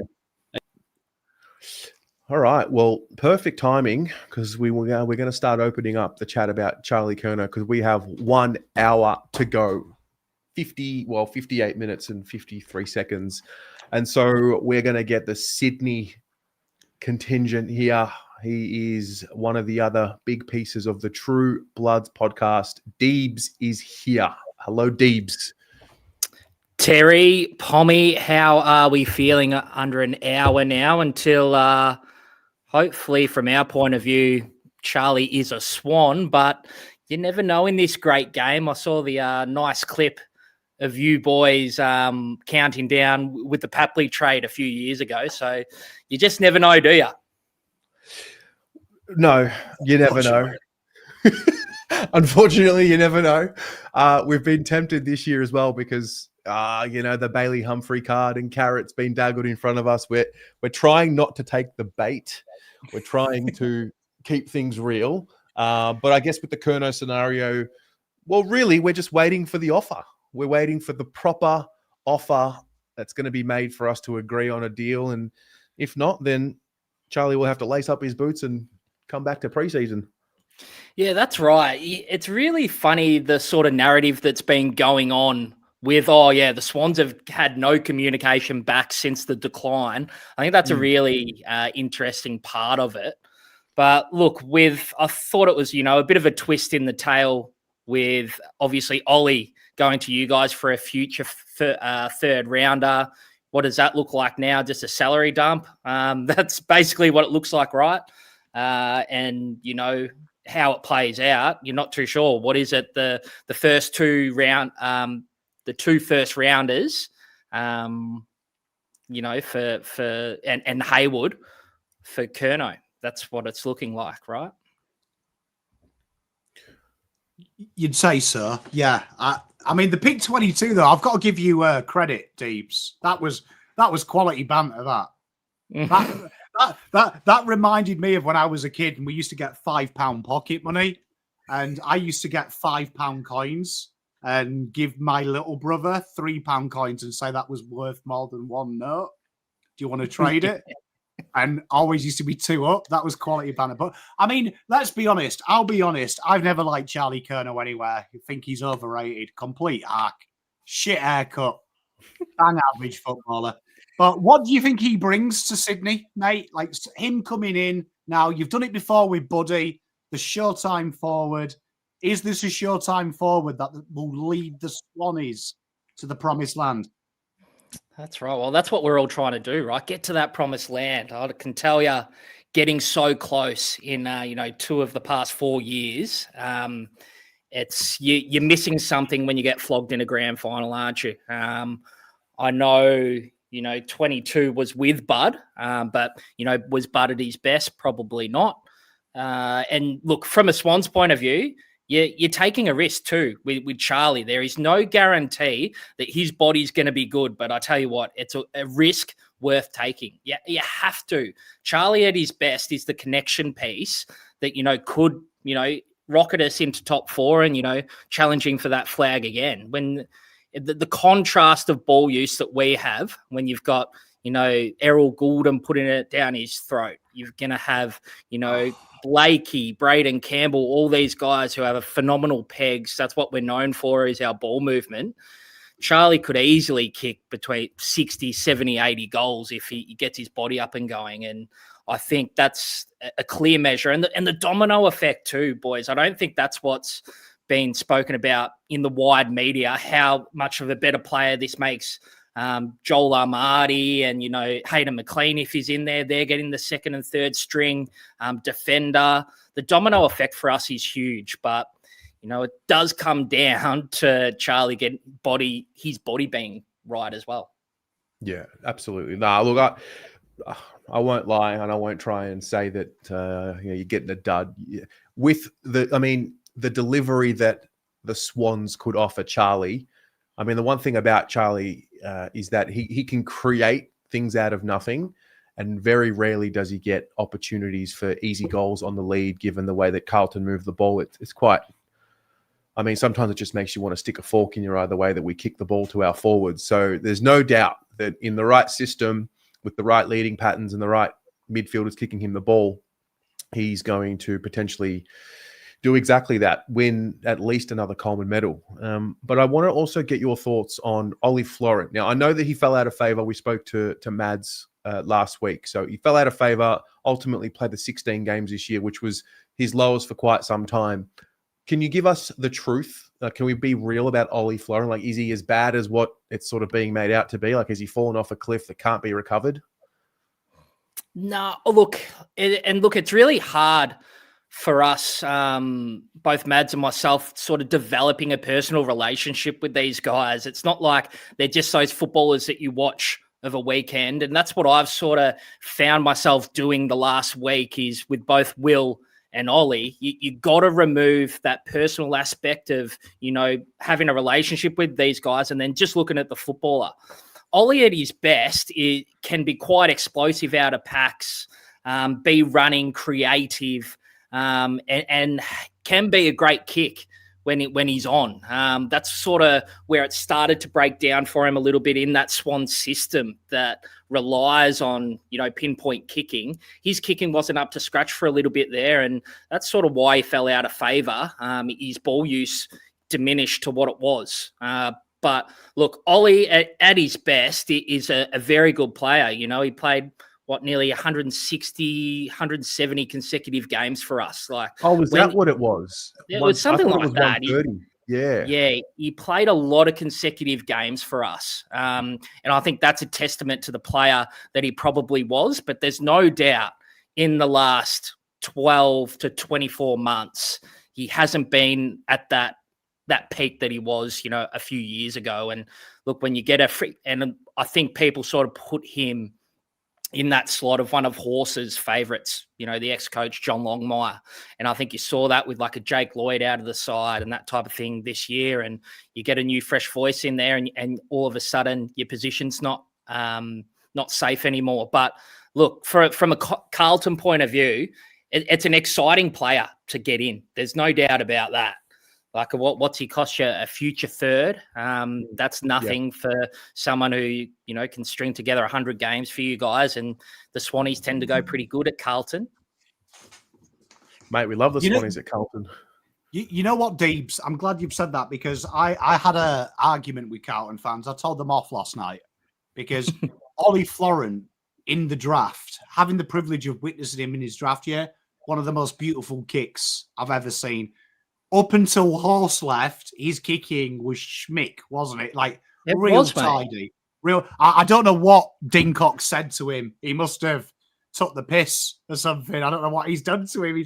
He's killed my boy Ollie. But when you look, and I do want to talk about this, a lot of Carlton fans have gone a bit mental, saying Golden. Surprise.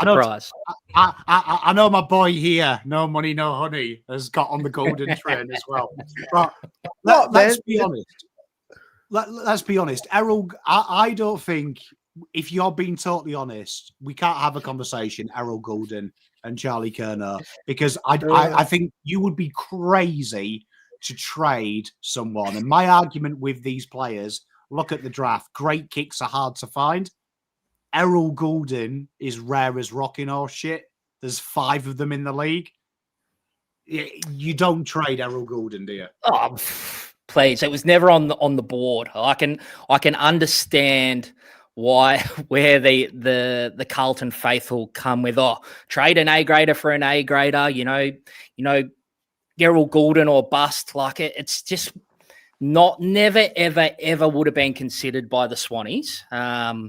And that's why I'm sort of super comfortable with it being a player like Hayward and then a couple of first rounders. If that's what gets it done, if there's maybe another future second rounder or that's what it takes to get it done, I'm not too concerned. It's, the draft picks can be like shooting fish in a barrel. It's, you just don't know what you're going to get at the end of the day. And, someone like Goulden was never on the board, and it's entertaining chat when people are like, oh, Goulden, simple. It's like, nah, it's not that simple. It's living the reality, unfortunately. It was never on the table. Would have been a nice dream, though. I've got to say, Terry's photoshopping account and Guernsey, it gave me the loins tingling. I don't think my downstairs has tingled that much since my missus on the wedding night wore that red one-piece thing. But that was good.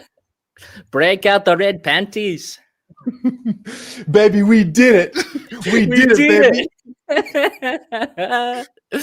Oh, absolutely. But is it definitely getting done, lads? Is that what you think at the end of the day? Is this getting through? Like, imagine if Charlie's got to walk through the doors at Icon Park again. Like, that is just next level.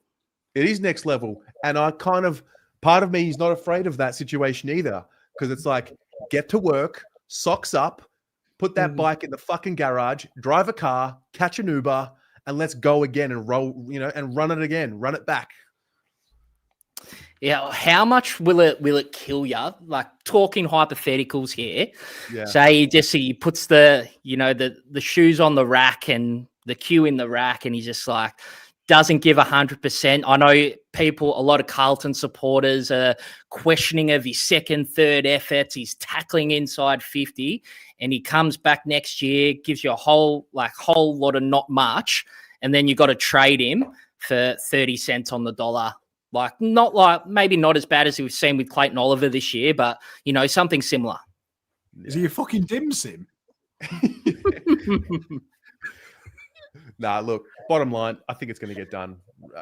I don't think we're going to be beating Sydney in a deal for Charlie Curnow, bottom line. So it is what it is. Carlton have got to reset as a club and sort our shit out. Things have gone south and things have gotten to a point where, we've lost key players who don't align with the club anymore. So as much of it as I blame Charlie as well for not being, he was put in the leadership group. So taking accountability for that, it is also on Carlton as well for not creating the environment that they promised the fans that they were creating. So it's, you got to be real with it. Like, I'll have fun with it, and make some jokes and all that. But at the end of the day, there's fault on either side here. Yeah, for sure. Go on. The way I think of it, and this sounds horrible, right? This sounds horrible, but like you, we've built personal relationships with players, but I still see them as barmaids, waitresses. They are merely the stopgap to get me what I want, winning a flag, and I'm loyal to the bar itself. And Carlton Football Club is. You're getting one hell of a player. You're getting one hell of a player, Charlie. And look, taking the rivalry aside, fantastic player. He's given me some great memories. But I think what can sometimes happen, and I'm sure Sydney have had this as well at times, you can get too blindsided about winning the deal. For me, I think Carlton's future is without Charlie. Without Charlie, Carlton win a flag. That is what happens. So that has to happen. Fuck him off. He doesn't want to be there.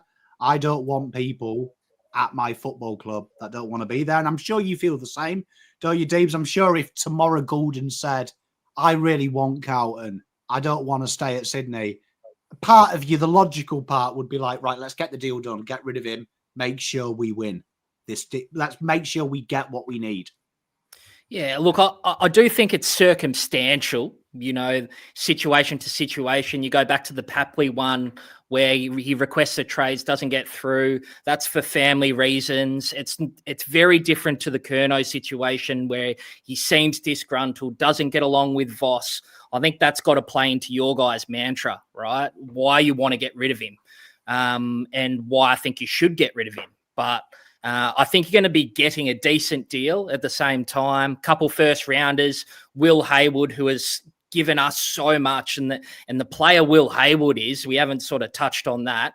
He's when he was an absolute barometer for the Swannies. When Will Hayward's up, that's when you know the Swannies are playing well. And if you want forward pressure, look at what Will Hayward does. He can be a dead-eye dick in front of goals, very talented around the sticks. You will get angry at him for not extending the Dukes, does love a chess mark. But look, his leading patterns are great. I really rate Wilbur as a player, but at the end of the day, he's a B grade player. He's not an A grade player. But that's where you make it up with a couple first rounders, right? And I think it's a pretty good deal for both if you put everything out on the table, and Will Hayward's in contract by 4 years too, but he's not the one trying to get out of a contract. So it all plays into how it's the cards that are on the table. But if I was a Carlton supporter, I would want the trade to go through. That's just how I think. Hey, I love you, Deebs. You broke my heart there. Do you know what I mean? It feels like, shout out my best mate, Nathan, but I split up with my childhood sweetheart, and his brother slid into her DMs and it caused a rift. That's what it feels like, Deebs. I'm back there. Do you know what I mean? Your brother's text Tilly Cottingham again, and I'm on your couch crying.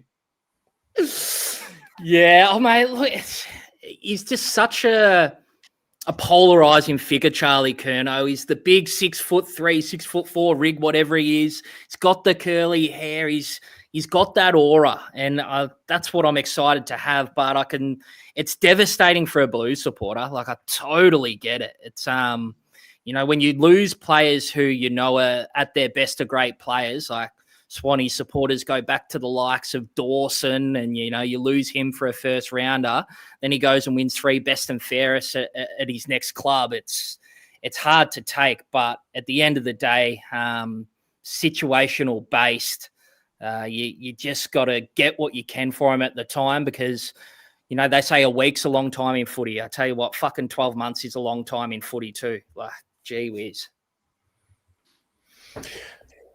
Ain't that the truth? Never liked him anyway. It's all right.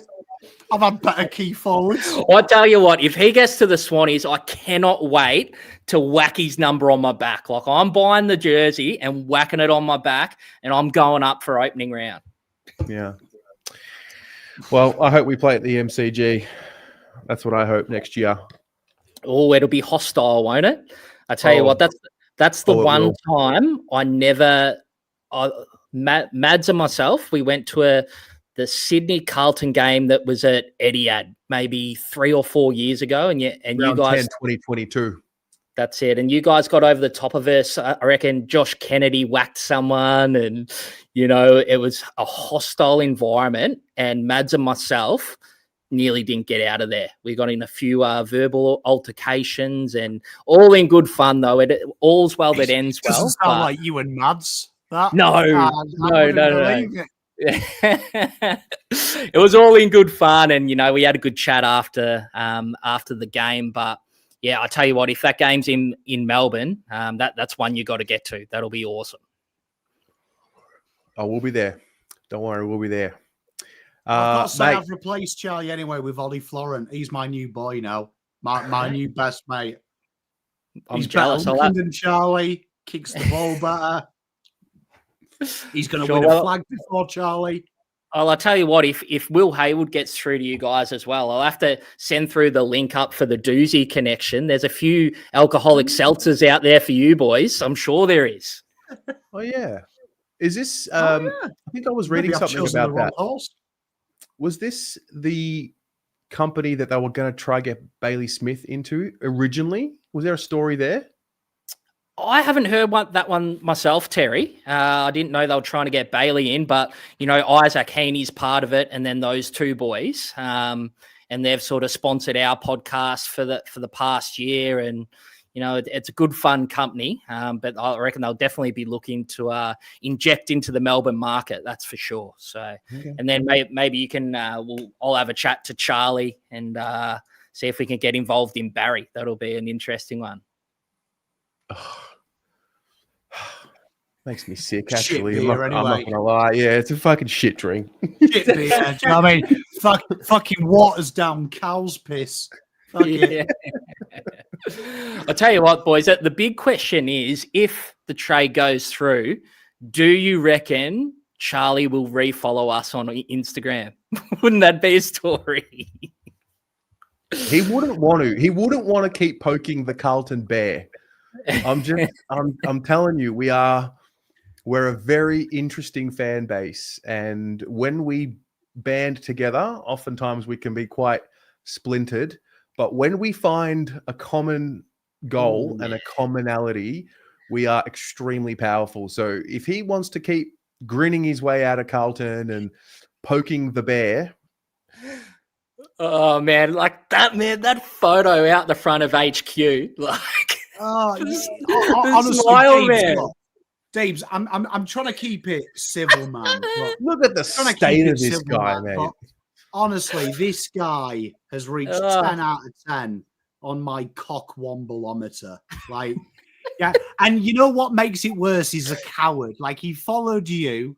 Just keep it. Keep it. Yeah. Be a man about it, you big fucking man-child. You shit hair and your shit grin. Just fuck you, Charlie. Fuck off to Sydney. Sick of you. Sick of you. Oh, yeah. It's good. Yeah. Look, it's not a dull moment with us at all. But mate, any final thoughts ahead of the last 38 minutes in trade period? Oh, look, fingers crossed that he gets through to the Swannies, because if he doesn't, it's a big ruckus to make without getting the deal done, and that'll be spoken about in its droves. If it doesn't go through, I tell you what. But look, I think we've done everything we can. I hope it's sort of, it plays out right for both parties. And if it does go through, Ollie has a great career, and Will Hayward as well. And I wish them nothing but the best if it does go through. And, fingers crossed from a Swannies point of view, because as we say about, AFL in general, we're not here to just participate. We're here to win flags. And I think Charlie can definitely help us go that way. So fingers crossed, lads. Thanks for having us on. No worries, hey, mate. Much Thanks love, Dave. We love you, man. Cheers, boys. Go well. Just have a look here. It doesn't look like Robbie D'Orazio is quite the smiling character that he has been the last week or so. Hopefully Graham writes, like, you know what? You fucking made that grin at me again. It's your last fucking grin, you prick. Look at the change in body language here. It's gone from leaning over the chair to... Yeah, you see, he's out to... Look at him slouched over. Drinking water. He's dehydrated. He's panicked, bro. He's panicked. Oh, shit. You know what, though? Like, let's talk business with Charlie. This is a big deal. For me, I really wanted to say... I really hope that this deal here is 3 firsts. Then you add Hayward, so then you drop a first. Let's say that's a future second, and then no pick 22. I really hope that's a solid deal. I know if we're talking serious, we want the earth. You're not going to get the earth, and I don't believe in winning trades. I think Carlton have got to look long term, and I will say this: Hayward, Ainsworth minus Charlie, it doesn't look so good on paper, right? It doesn't fill you with hope. But Carlton now have got to do the hard thing. Change the way they play and make it go well. And I feel like the same as I said with Zack Merritt, you've got to get rid of him. You've got to get rid of him now. Like, I think the way Charlie's behaved personally, and this is probably because I'm emotionally attached to it, I think he's behaved worse than Zack. because at least Zack's fronted the media about it. Charlie has danced around it. Charlie hasn't even given us the respect at talking to us. Yeah, no, I agree. A few things here. So you just touched on Merritt. The Hawks have made their final offer to Essendon. Pick 10, pick 22 that they got from us, a future first, and Hustwaite for Merritt and a future third-round pick. What have they done? Have they knocked that back, or are they looking at it? It's the offer. The offer's been made. And then just putting some pieces together, we're getting into the real seriousness now. Like, I don't want to get, I want to try and enjoy it. So we have been talking a little bit about Bailey Humphrey. Jamarra is going there. Petracca is going there. What kind of role is Bailey Humphrey playing for the Gold Coast Suns next year now? Well, it's interesting because if you go back to the period of what Bailey Humphrey's agent said, he was very strong on playing the midfield forward role. He wants to play that role. And if you watch that interview we showed here, he models his game on Dustin Martin, Christian Petracca. The mid slides forward. Yeah. It's interesting what they do, because when I look at Gold Coast list, Zeke Hewland really worries me in the terms of you've got to get him in there ASAP. You've got to get him in there. He's going to be like, I wouldn't say he's as good as Will Ashcroft, but he's around there. He's around that level. So you want him playing on the outside, enjoying his time. I do think the players they've got rid of, Gold Coast, are disposable. I'll go back to what I said last week when I did the video. I think it's very bad list management to swap Petracca for Humphrey, because I think Humphrey long-term, 10 years, he's only going to get better. I understand Gold Coast logic, though. You're in the window. And I'm very intrigued by what Gold Coast do, because this could backfire very quickly. Well, I just saw, I've lost it, but I did see that you were touching on the deal for Petracca. 24 and 28 was included by the D's. Let me see if I can find that again. Yeah. Pardon? Oh, yeah, please, babe. Yeah. You know what? You see, look, as my Pommy and Oz chat will say, Pom 9 times out of 10 does pretty well with guessing what trades are. You can see the difference between a Carlton fan base there and a Pommy and Oz fan base. So shout out to Pommy and Oz crew. So I've got the details here. Petracca picked 24, 28, and a 2026 second round pick to the Suns for pick 7, 8, 37, and a 26 first round pick and a 27 third round pick. So that's the final. Yeah, so they've done pretty well there. Like, what they've tried to do there is really make sure that they've covered their bids. So that's really clever. Again, Gold Coast are a team to watch. So when people, Carlton fans particularly, I'm talking to you here because this is the first time you've ever had to bid match. This is what you do. So this is where that D value comes from. You use your picks as disposable throwaway incomes. So that's what they're doing now. This looks an overpay on paper, maybe, for a guy that they don't want. Quite openly, Petracca. You've seen Adrian came on. We don't want him to stay.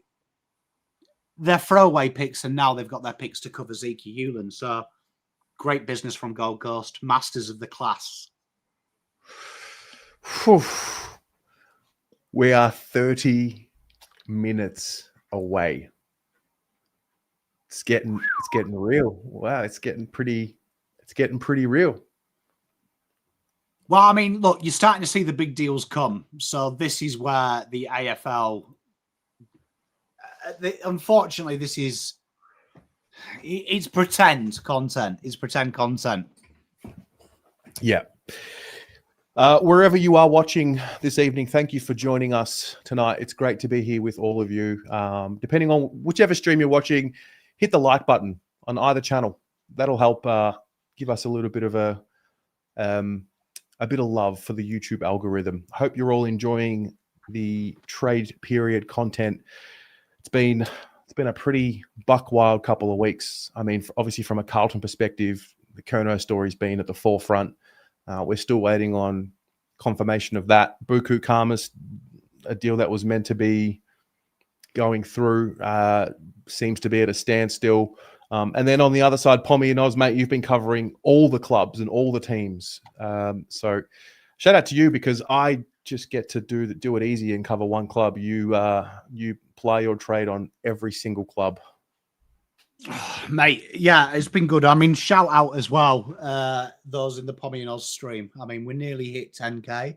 So one of the, it was actually quite weird. I was telling Terry off camera, one of the draftees was actually sent me a message saying, fucking hell, you're about to hit 10K.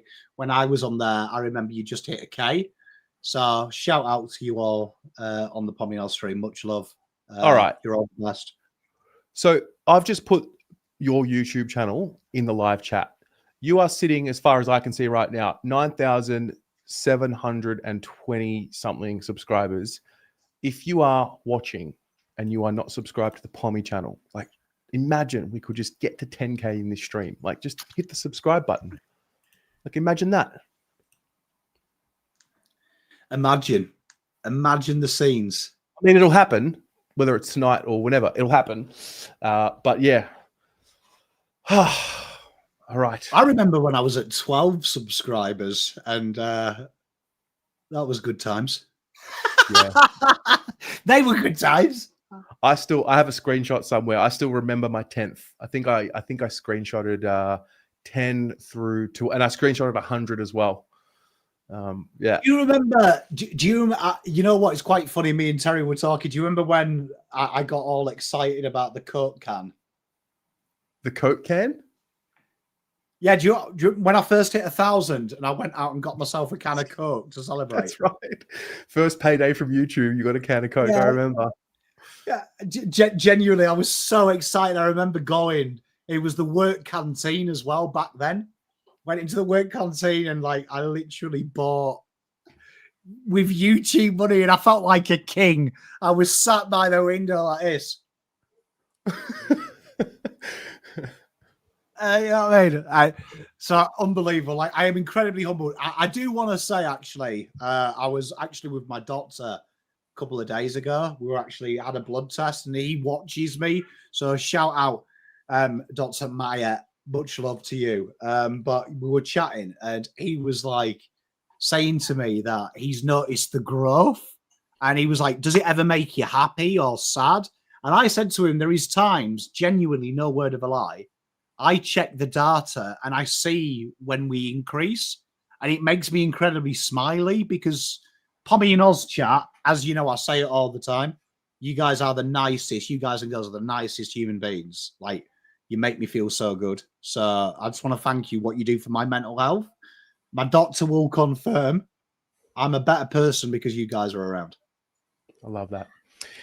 I love that. All right. I see commotion on the Trade Radio feed.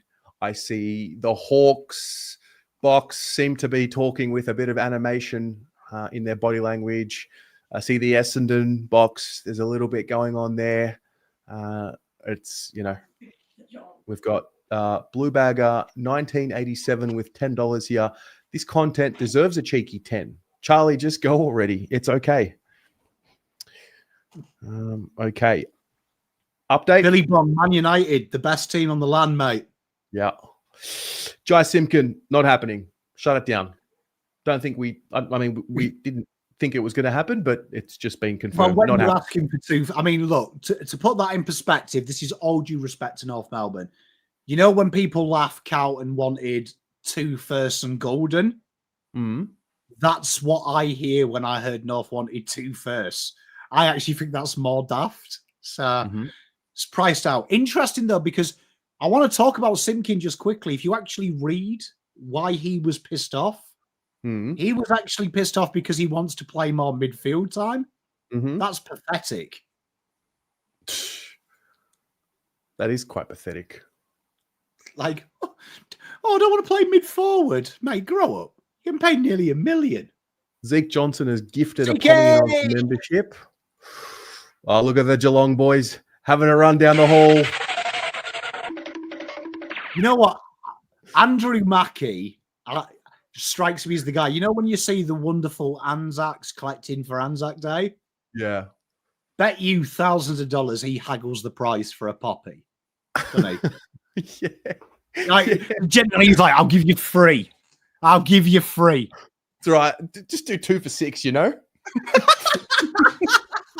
They're all Chinese made anyway. Go on. Pommy, $10 your way from Rainer. Love you, Rainer. Thank you very much, my brother. Yep. This is it. 25 minutes to go. Well, I'm sweating. Has this deal been fucking done yet? So look, this is the state of Essendon. They are considering this. Look at them over here. Like, is this a fork in the road moment for the Essendon Football Club? Like, do we do the deal? Do we not? Only Carlton, my boy, will know. Right now, they're saying this. Oh, fucking hell. Fiona's going to kill us if we accept that.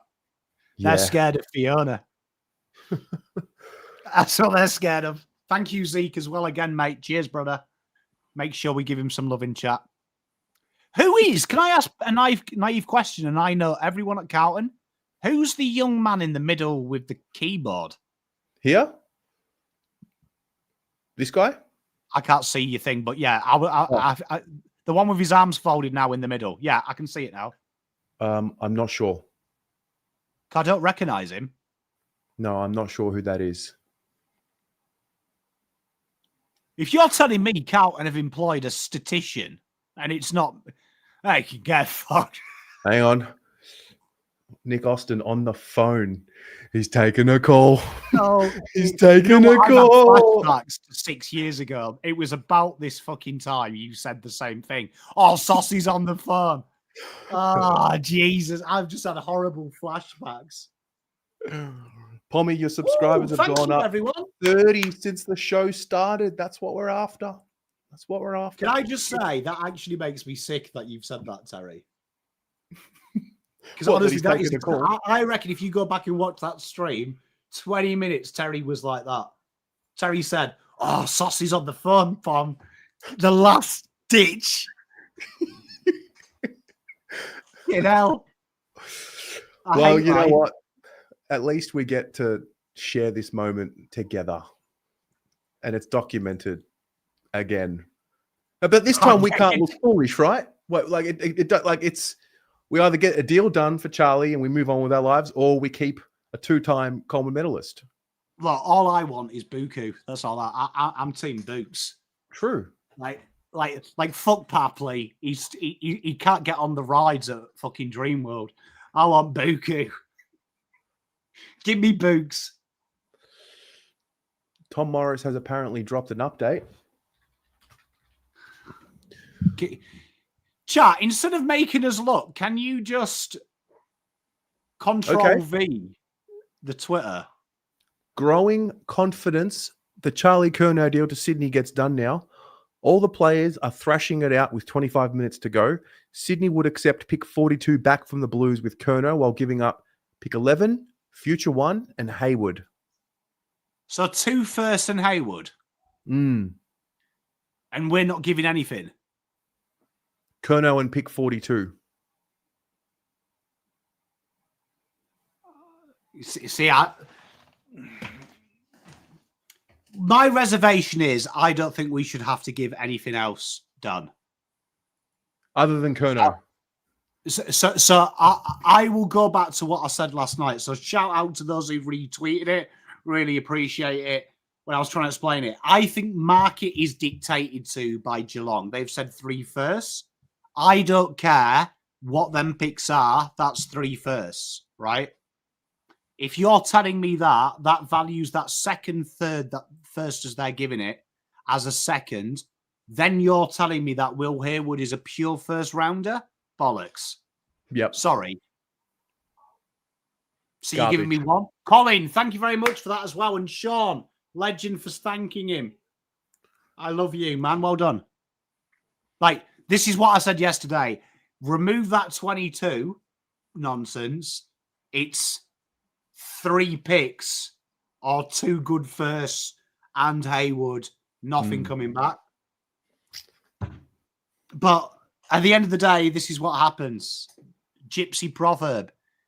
He who waits too long costs himself money. And here we are. Got an update from Xander. Oh, Oh, no. Oh, Nick's wearing loafers. That's where it's gone wrong. Fuck me. No, he's got the wog tappers on. Ah, look at the slide-ons. They're not even actual fucking... this is why... No wonder this place is going to shit.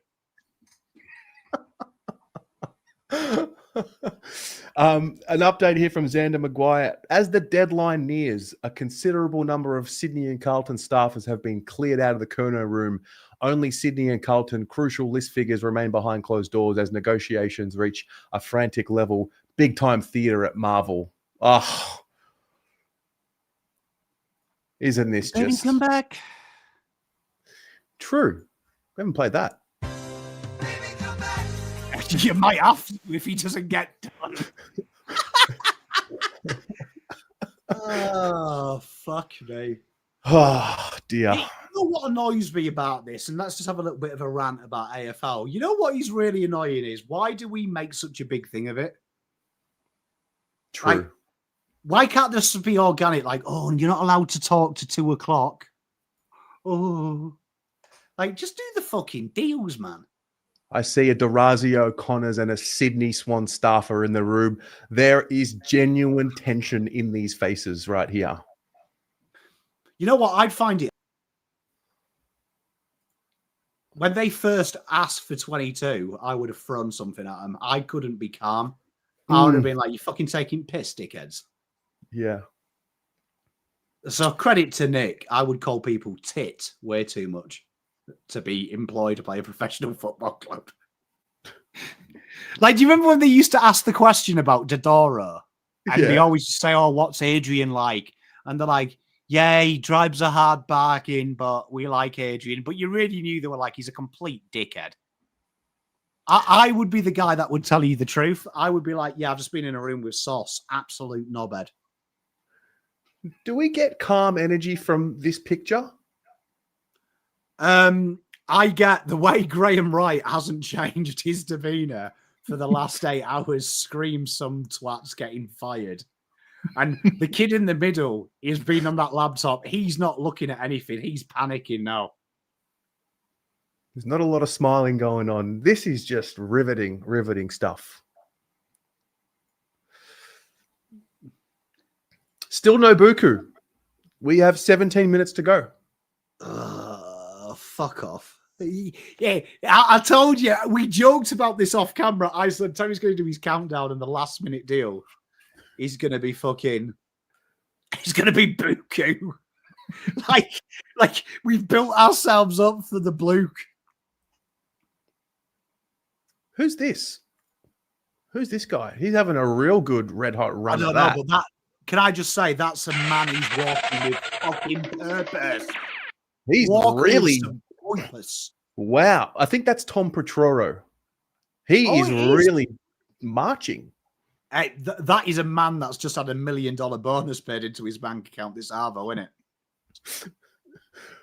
it? That is a man who said, "Baby, break out the red panties. Tonight's the night, baby." Wow. All right. Merritt, Curnow, Buku. Who else is missing? Great question, this. Yes, they can. So me and Terry also joked about this in the pre-show. There is an extension rule that they use ad liberally. They just will just use it. Look at this. No smiling here. Not one smile to be seen. That does look like he's got a little bit of a quiet confidence, though, in him. Yeah, to be fair, it does. I've missed a few super chats here. Magnus the Red 100, $5. Got to give you some love too, Terry. Love you too, mate. Thank you very much. Appreciate that. We've got Vasi, $5. No deal. If we have to give a pick and Charlie, I don't care. If we have to play Charlie in the VFL. I mean, let's run through that scenario for real. Charlie in the VFL. Like, that's a fantasy, right? That's not happening. We're not doing that. No, unfortunately, like what we said earlier, the AFL is incredibly player oriented. That would totally backfire. Like that would totally backfire. There is serious movement. Oh, happening. Geelong, they moved in with stride. Tell you what, Paul James's son, if you're watching, this could be Brian Myers. This could be it. Oh, this is riveting stuff. Can you imagine if Geelong just launched the offer and they said free first, Myers.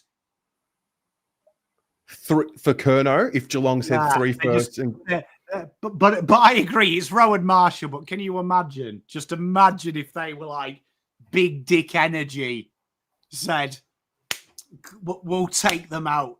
We'll take them out. Or Zack Merritt. Like if they just threw the curveball, we're bringing Zack Merritt in. Here we go. We have both. The big dogs are in. D'Orazio is in. Not standing over a chair anymore. Got Paul Connors. He's a cool operator on the phone. Oh, Paul Connors definitely looks like on a night out, that guy thinks he's 12 years old. Like he acts like he's 21 still, doesn't he? 100%. He's the old guy of the group that still thinks he's 18. Wow. You know what? I'm going to say, look at Graham Wright's body language. It's relaxed all of a sudden. Yep. Oh, Paul Connors just passed the phone to Nick Austin. Because Paul Connors, doesn't he do Buku? Paul, no, I don't. No, I don't think that's right. Camus management. Ray Purcell manages Buku Camus. Let's see, where does Ray work? Terry. Does Bailey Humphrey? Paul Connors, Bailey Humphrey's manager.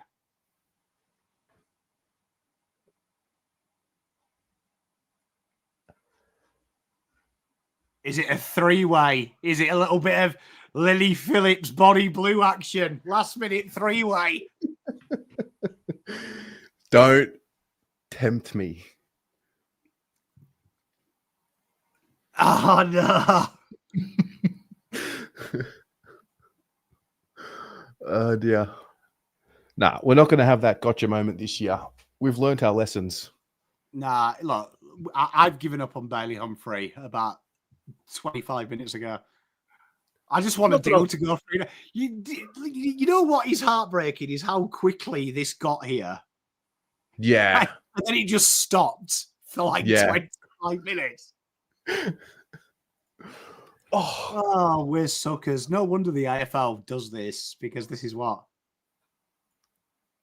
Well, because we buy it. You know, David Zeta actually said something really fascinating to me when I interviewed him.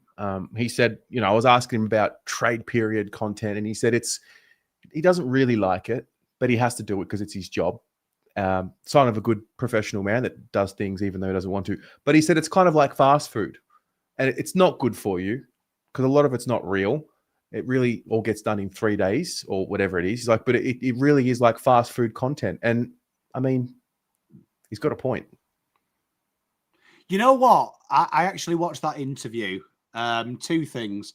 I can't believe a professional journalist has never, ever heard of a mic. But the second one was, I didn't like by Tom Petoro's reaction in the half. You think?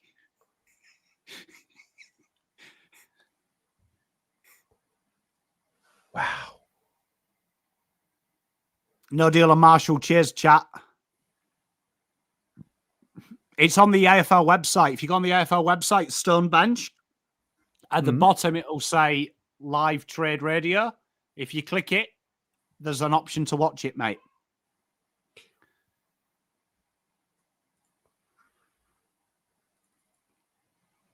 Okay. Okay, Grester's happy. Nick kind of happy.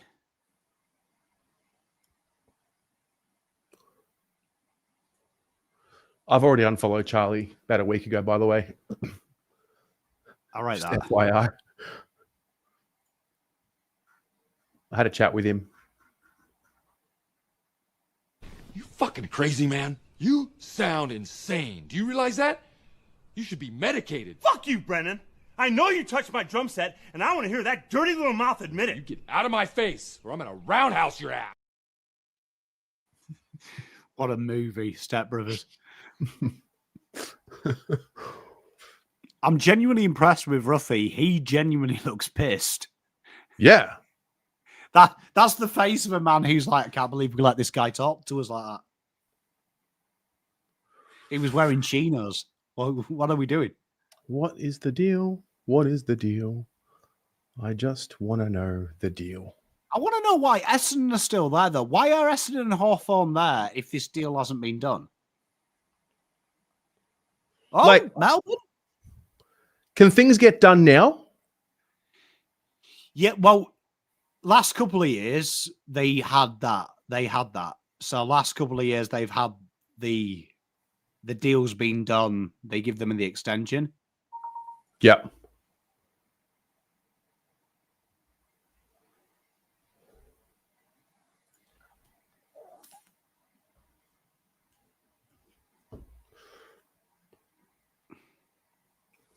$7.35. Like, come on.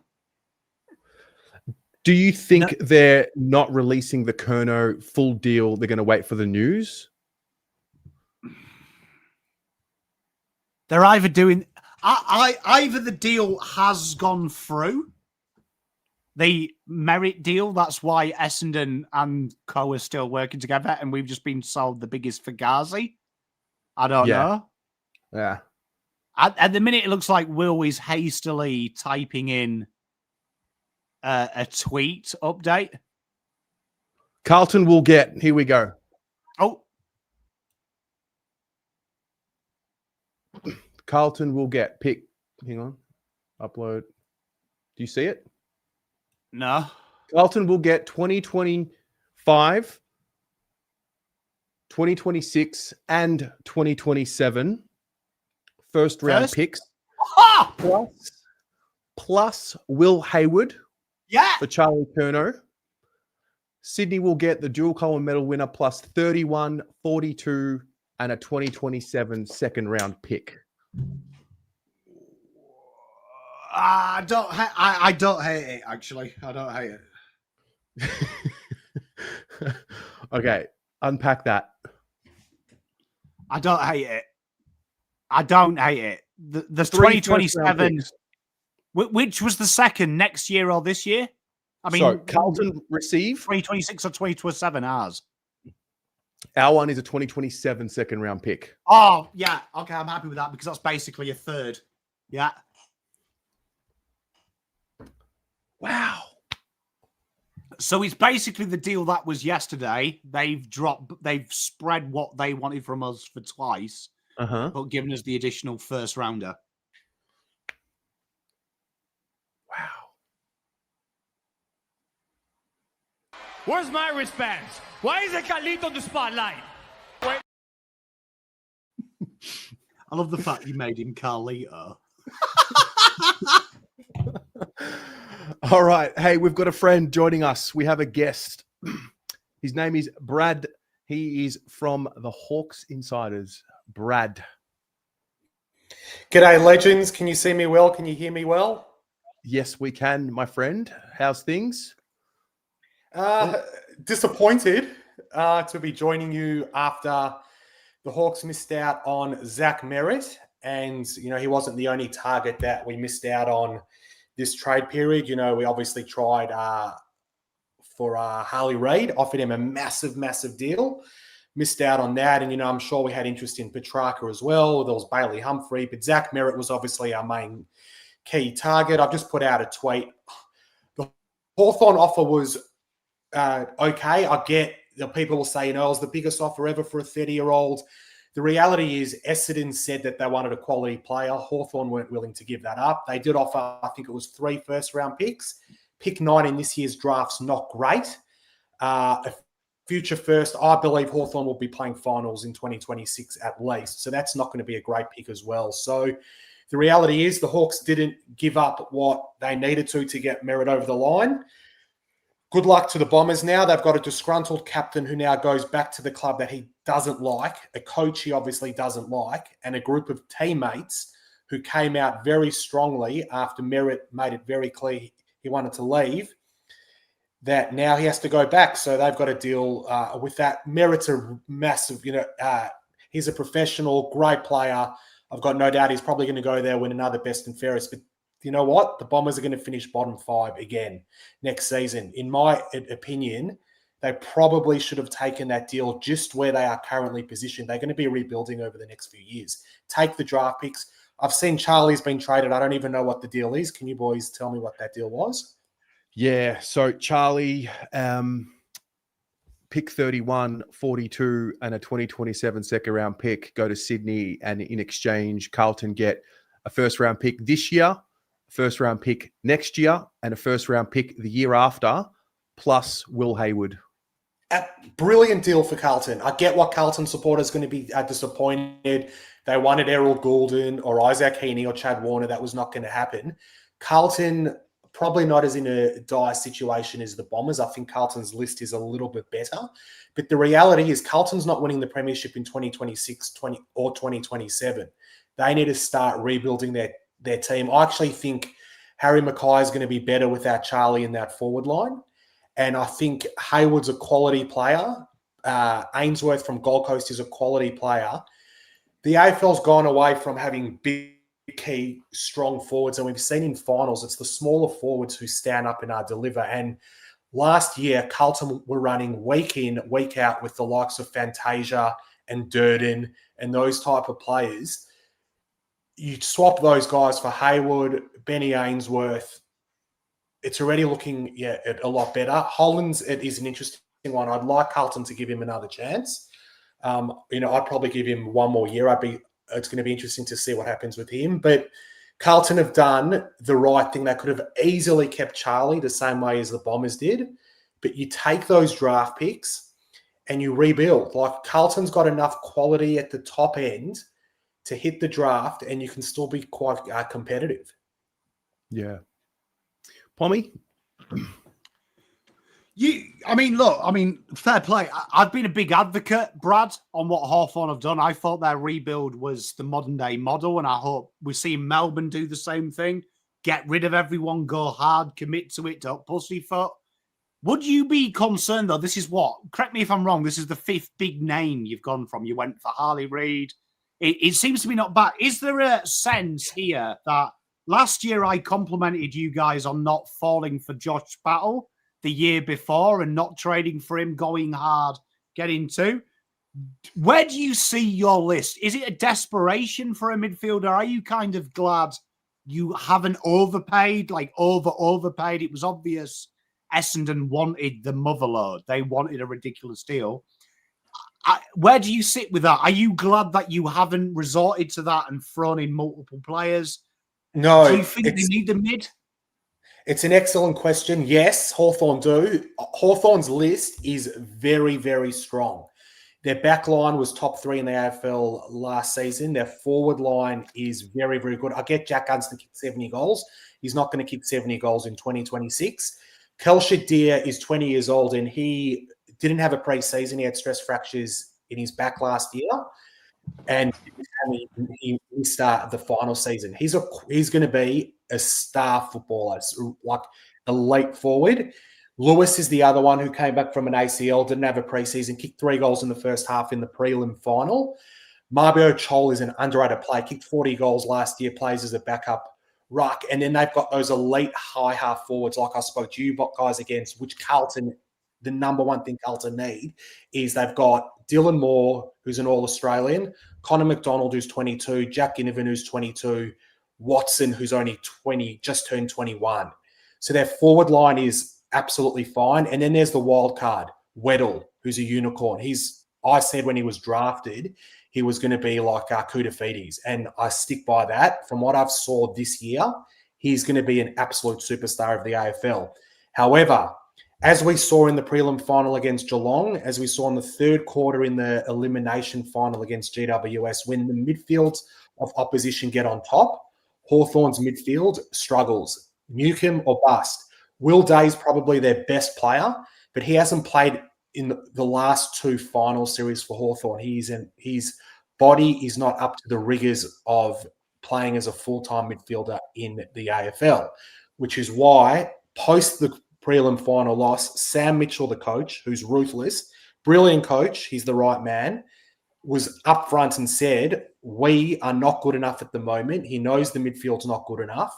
We are going to be big players in the free agency and the trade period. And unfortunately, James Warple goes out to Geelong as a free agent. He's a best 23 player. He's not the difference between Hawthorn winning a grand final or not, but at the moment, he's a starting midfielder.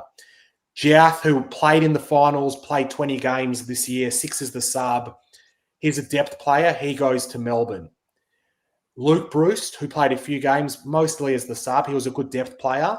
He retires. Sam Frost, who was a quality defender in 2024, was delisted. So we've lost a lot of depth players, a starting 23 player,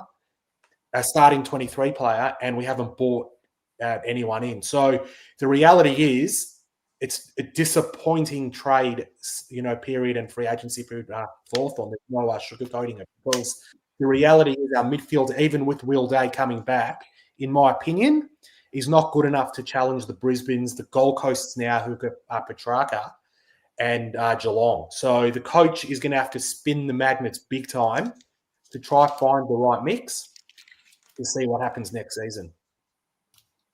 Mate, I love it. Look, I wish you well. I love the rebuild. I love what you've done. I'm a big Sam Mitchell boy. So one of my he's a brilliant coach. Sam is ruthless. Heroes. Yeah, Sam cops a lot of shit from sorry for swearing on your channel, boys. Sam cops quite a lot from opposition supporters, but he does not care one bit, and he's changing the way that free agency is going to be working in the next few years. And he's a ruthless coach. He's a brilliant coach. To get this Hawthorn team from 2 years ago, Hawthorn finished 15th. They won 7.5 games. They made the finals the year after. They won a final against the Bulldogs, and then they made a prelim final. So the trajectory is going in the right way, where I think a lot of opposition fans are very jealous because Hawthorn's been a very successful club. They get Sam Mitchell in, who's got a bit of arrogance to him, but you know what? You need to have that to be a successful coach. You can't be Mr. Nice Guy. So you know what? He's, in my opinion, is the right man to lead Hawthorn to hopefully win their next premiership. But at the moment, is our list strong enough, as I said, to compete with those top sides from this year?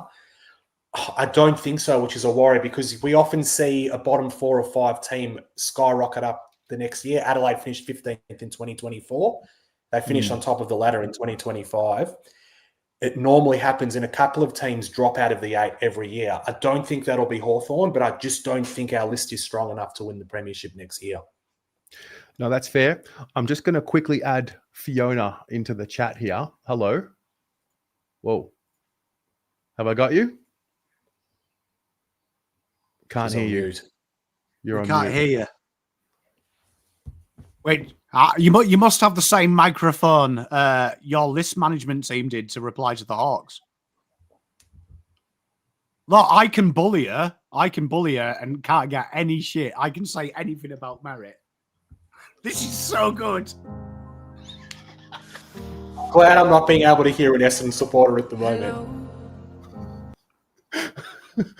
All right, Fee, we might get you out. Wait, we'll give you a couple more seconds, see if it works. Well, this is actually good because you're about to go live on your channel, so you might need to figure that one out. No. Fiona, are you in 2 StreamYards at the same time? Okay, that will be a problem. So you have to leave your one, then come back in here.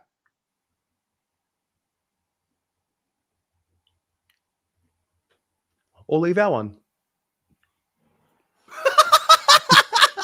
Hey, look, it's not the first time that I've asked a lady to do something to continue the date and she's bailed. You there, Fiona? No. And it's not the first time that I've told a lady how to fix something and I've totally lied to her. So, I mean, here we are.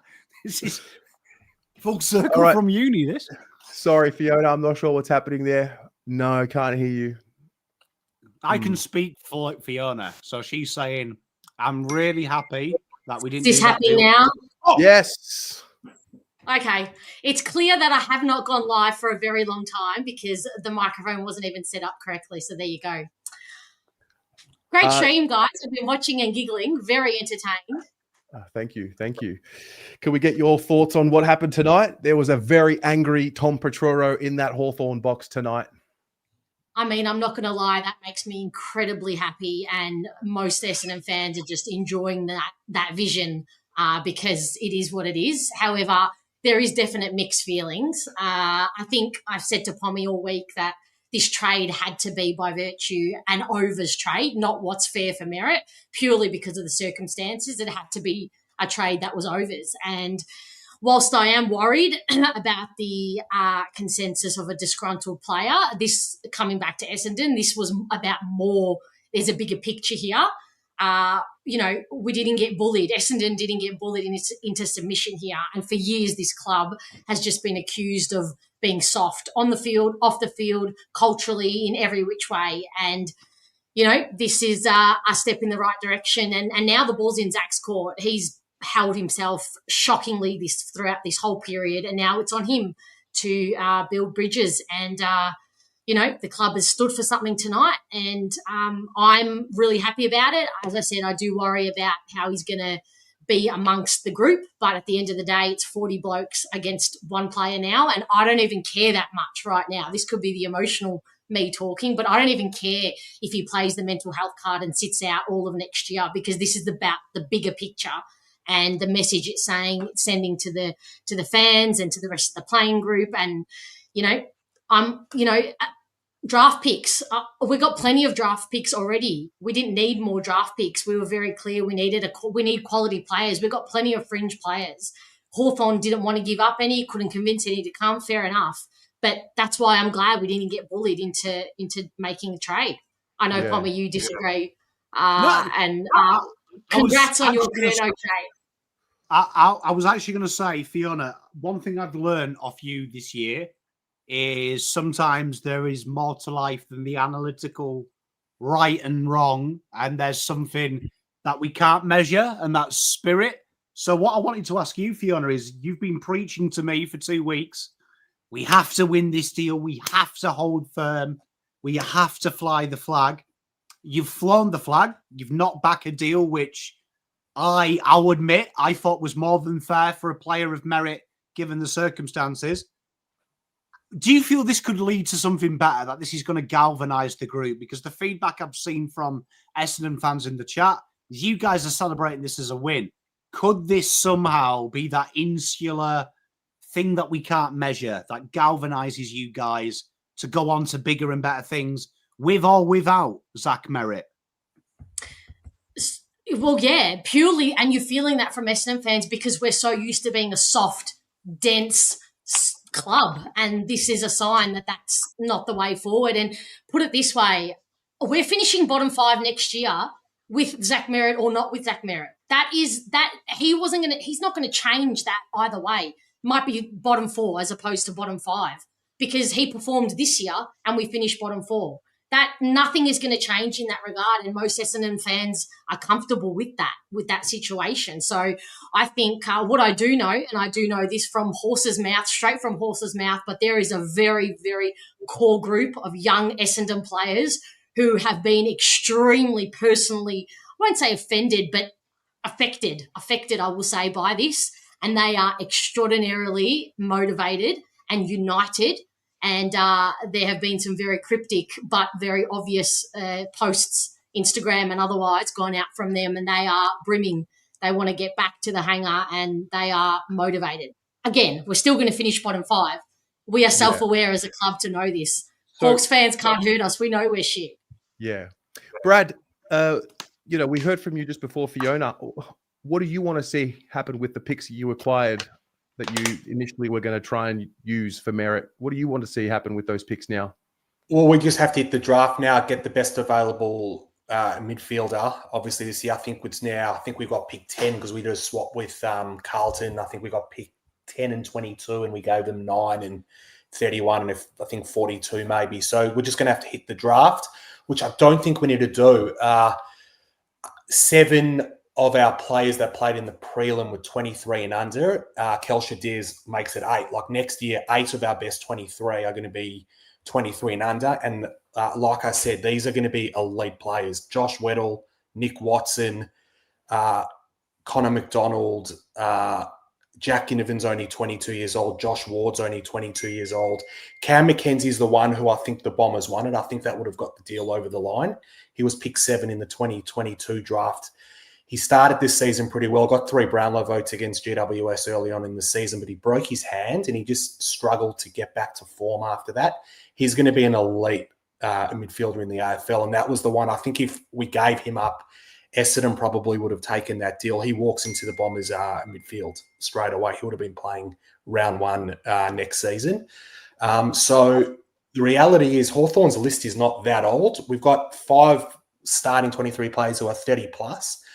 But, you know, a third of our team is young and they're going to be elite players. So it's a good question. Like, obviously now we have to hit the draft, but I've got no doubt, again, you know, we're going to be targeting your Butters, even though I think he's going to the Bulldogs at the end of next season.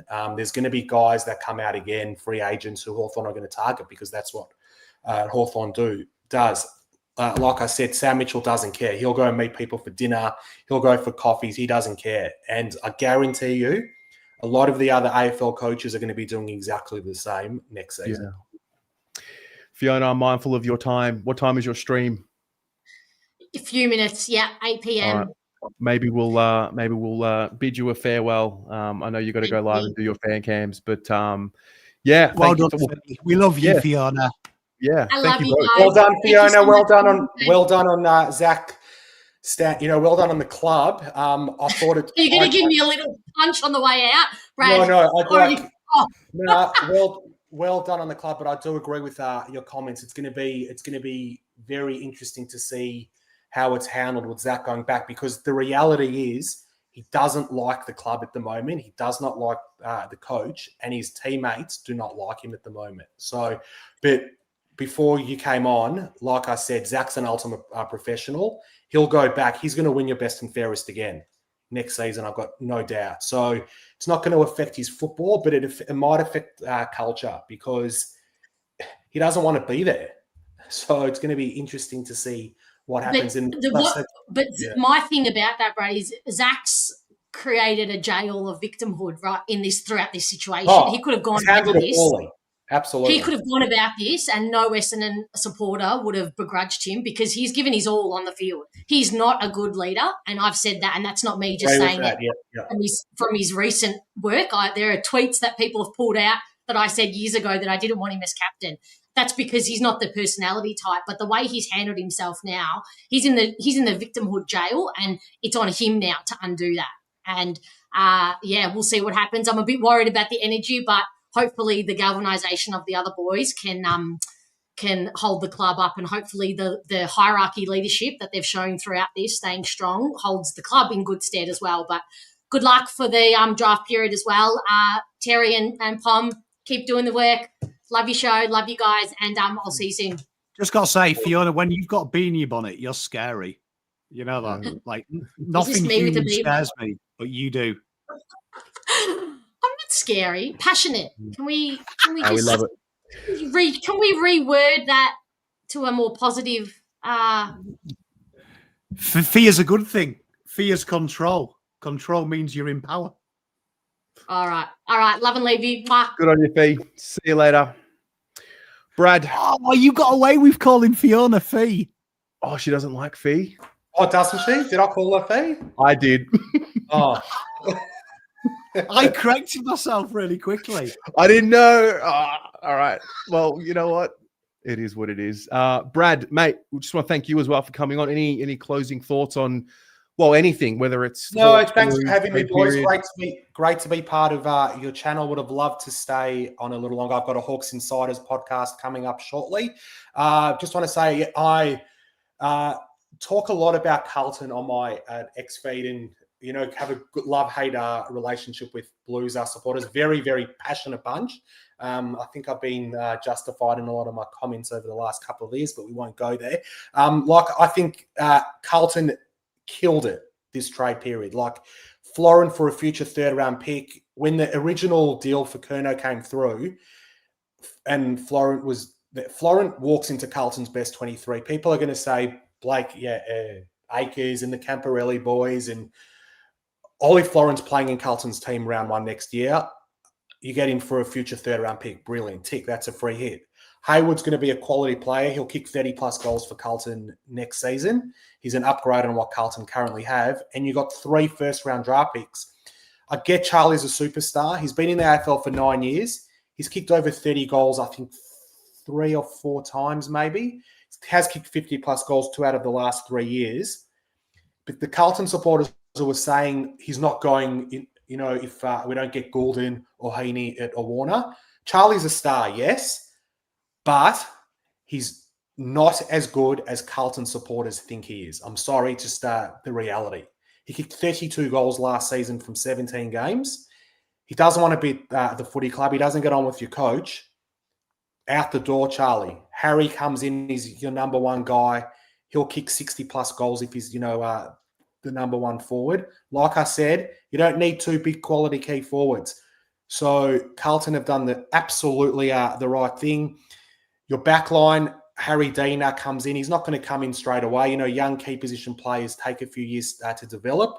Wiedering is a perfect example. Took him 3 or 4 years. Harry Dean will be exactly the same. Jagger Smith, picked 3 in last year's draft, new recruit. Cody Walker's going to come in next season. The signs are there for Carlton. They've just got to draft really well in the next couple of years. And they've got enough quality there. Chera needs to improve. He didn't have a great year. Hewitt had a fantastic season. Akers, is he in your best 23? I probably think not next season. But there's enough quality there for Carlton, to challenge for finals next year. I think if you make finals, it'll be a really good year. But there's no reason why in 2027, Carlton can't be playing finals. Yeah. Mate, I love the summary. Love it. It's been a pleasure to have you on with us. Thanks for having me, boys. Anytime. All the best. See you, mate.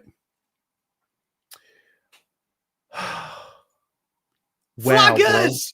Yeah, let's go, baby. Come on. Fucking Harry Dean, all Australian year fucking 1. Come on, Blues. Let's go. You know what? Well, first of all, I love this comment from John Holden. My poor dog was named Charlie after Curnow. I've been walking around calling her asshole, and she's so confused. Why don't we load up a fair deal of copium and watch some Will Hayward highlights while we talk about our newest bootlegger, Will Hayward. Can I just say, shout out Fiona. Tell you what, you lot can't see her off camera, but when he was slagging off Essendon Football Club, how good was her face in the back room, Terry?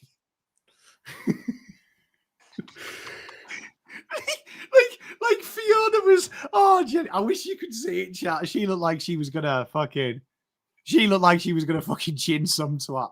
You know what? I'm just working on something at the minute, but you look at Carlton going into the trade period, right? Going into this trade period, Carlton had 37, 45, 63. Provisionally, they had bids on Harry Dean, pick 9. Eison, pick 40. Tyson Gresham, not applicable. He won't be bid on. All their first round, all their picks, 2026 and 2027, all their picks. And then obviously now they've got 9, 11, 43, 54, 67, 72, with that first pick being that interesting one. At this stage, Carlton have got a fuckload of first to play with. So yeah, a real strong position. I don't like the word rebuild, so that needs to die from the AFL vocabulary. Carlton are in a real predicament at the minute where they have to change their ball movement. So see what we were praising Melbourne for, and I've given Melbourne a lot of praise this show. That's what Carlton have kind of got to do. They've got to knock. You see, I don't even like reset, Juddy. I don't like it. I feel it's a like refresh. It's a refresh. It's an no, old. I don't even like refresh. You know what Carlton needs to do? It needs to find its brand. Yeah. On field. Its on-field identity. And the way we've got to do that, in my opinion, is go hard at the right players, go hard at the right ideas, and you start from the draft and acquisitions in free agency, in delisted free agency. So Carlton have done the right thing. The one thing I agree with Brad, I've said it for years, I've never been a fan of two keys. Remaster, I like that, Dante. That's, you know what, we're going to go with remaster, renovation. I like, hey, chat, you're good at this. You're good at this. Wait, I want to unpack a few things here. Firstly, I just want to get through. We have 6 first-round picks in 3 drafts. Is that right? We do, yeah. I am just trying to 6 first-round picks in 3 drafts in a row this year, next year, year after. Well, I'll tell you officially. Let me just. I'm building a little sheet as we speak. All right, you do that. I will go through some of these super chats here that came through. Thank you very much, by the way, for everyone. Even if you've just tuned in, that was actually awesome. I'm still like, it's all still pretty raw. But Jake is $8 here. Thank you, Tez and Pommy, for this super platform. Can't imagine life without both of your channels, mate. We can't imagine life without you lot as well. Teresa, $2. Everyone's going on dates next year. Yeah, absolutely. And we got picks. Don't tell my wife, Teresa. Star with the $15. Sensational stuff, guys. Thank you very much. Oh dear. You know what though? I'm going to be quite bullish on this. Okay. I think we're going to be all right, Terry. You know, but we're going to be fine. You know, now it's happened. Now I haven't heard all these idiots saying there's a big fish and shit like that and trying to get my dick hard, right, about life. You know what? Look, I feel like we're going to have to be smarter, Terry. Do you know what I mean? We have to be smarter. And now we've lost my favourite, Charlie Curnow. It's no shock. He's been my favourite for a long time. Fuck him.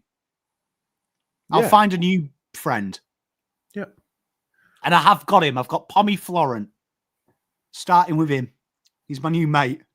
Curnow, 31 and 42.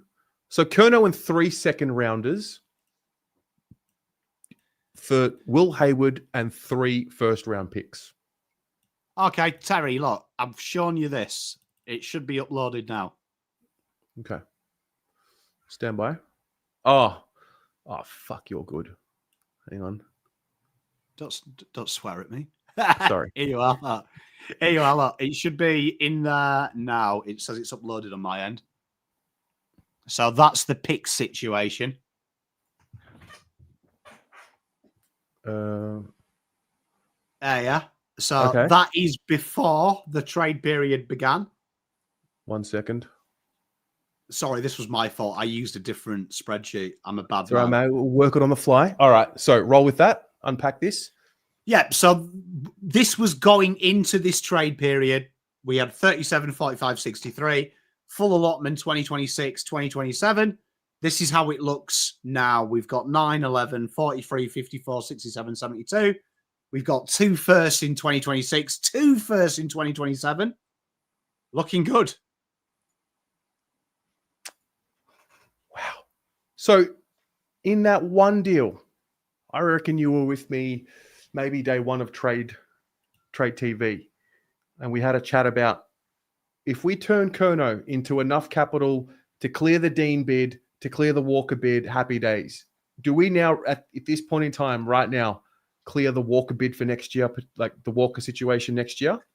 Oh, piece of piss. Because now Carlton have got a wonderful situation that worst case scenario, you can overpay. So let's just say Carlton do incredibly well. They finish 6th next year, which would be over where most people, right? Where most people have us. Carlton can just use 2 firsts, overpay on the top 10. So that's a huge win in that self. So it's real strong. We're in a look. I really like them picks because I think them picks are the smart way. Yeah. But truth be told, Walker was always guaranteed. Okay. Oh, says my darling, I love you. Thank you. Walker was already locked away, no issue. Yeah, but look, it's almost impossible not to be able to match, even with the rules changing. So, like, no matter what, if anyone ever says it's going to be touch and go to do it, they don't get how the football rules work. It's never happened before. Regardless of if the rules change, it never will happen. Father, sons, NGAs will always be a lock if the club want them. Now it's just a formality that we don't have to overpay. Right. We can get it on our terms. So pick 9 and 11. Is it safe to assume pick 9 will be Harry Dean? Well, I mean, look, you can play. This is always an interesting one. We've got to play this game. If we look at it at this stage, so Melbourne got 6 and 7, didn't they? 7 and 8. There's a chance Melbourne 7 and 8. Yeah. There's a chance that Melbourne bid on it. I don't actually think they will bid on it. I don't actually think Melbourne will. Tim Lamb genuinely doesn't believe in it, so I would be surprised. If they've done it, it will be interesting. They've obviously got wind, though. I think the 9 moving up was either potentially to move it on for a deal or the fact that they have heard who pick 10 could be, so they want to get ahead of him. So there was huge talk. This was just coming out of the combine that evidently Hawks were very interested in Lindsay. So I don't want to get Carlton fans excited because he is my boy in this draft. I wonder if Carlton are just getting ahead of Lindsay. And then there's the other element next year. So don't try and get the big fish this year. Wait, bide your time.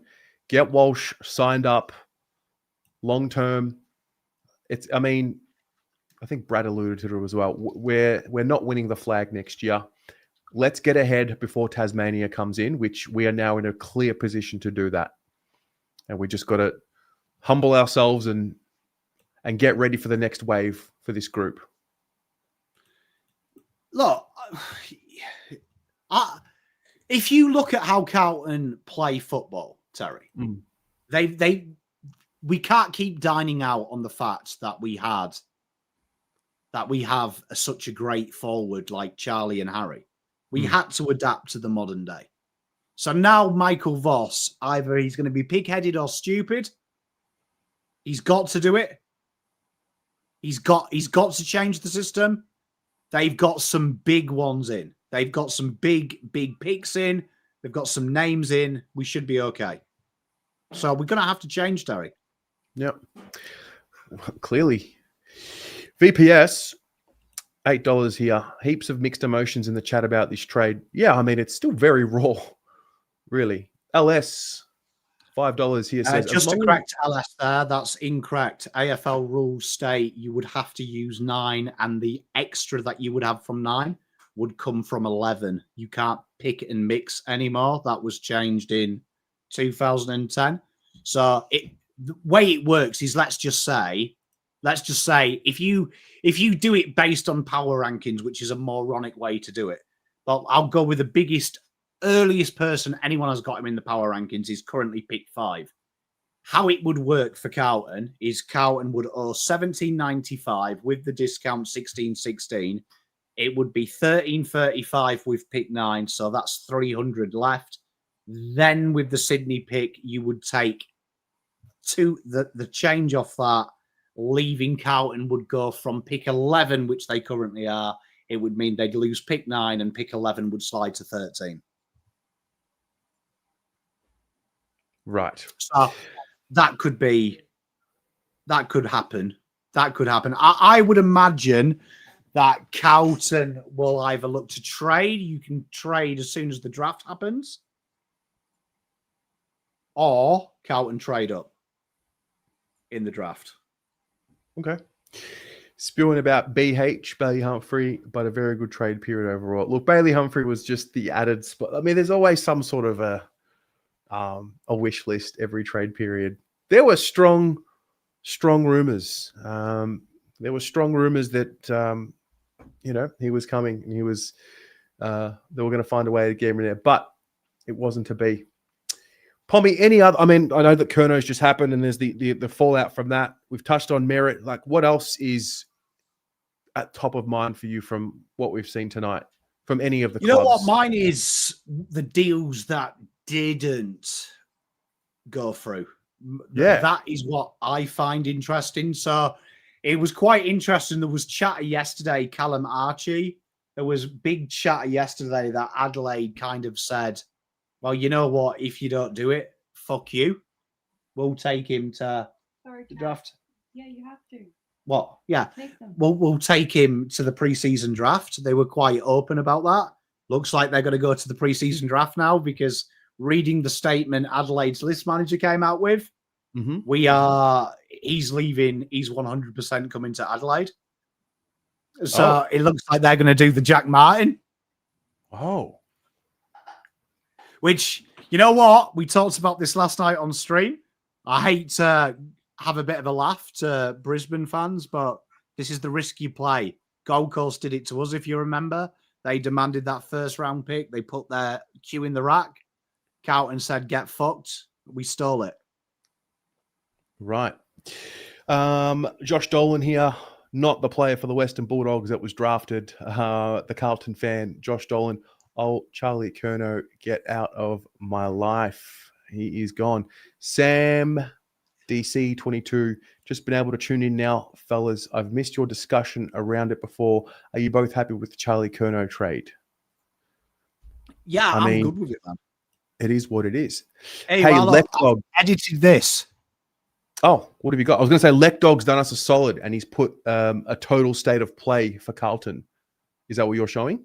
No, I was just doing the one that I did. I just did the players that had been traded out and the players that have been traded in. So that's roughly off season, in season. Yeah, show us. It's on your screen now. Wait, I've done it. Where it says, oh, never mind. I missed the players' names. Okay. Out, Curnow, Durden, JSOS, and De Koning. In from a player standpoint, Florent, Reedy, Chesser, Hayward. Oh, there is Ainsworth. You know what, chat? You're never happy, are you? You get this for free. You know what I mean? The correct answer is thank you very much, Daniel.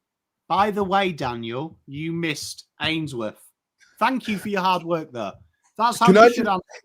Can I just say, most of this show has been, honestly, it's been off the cuff.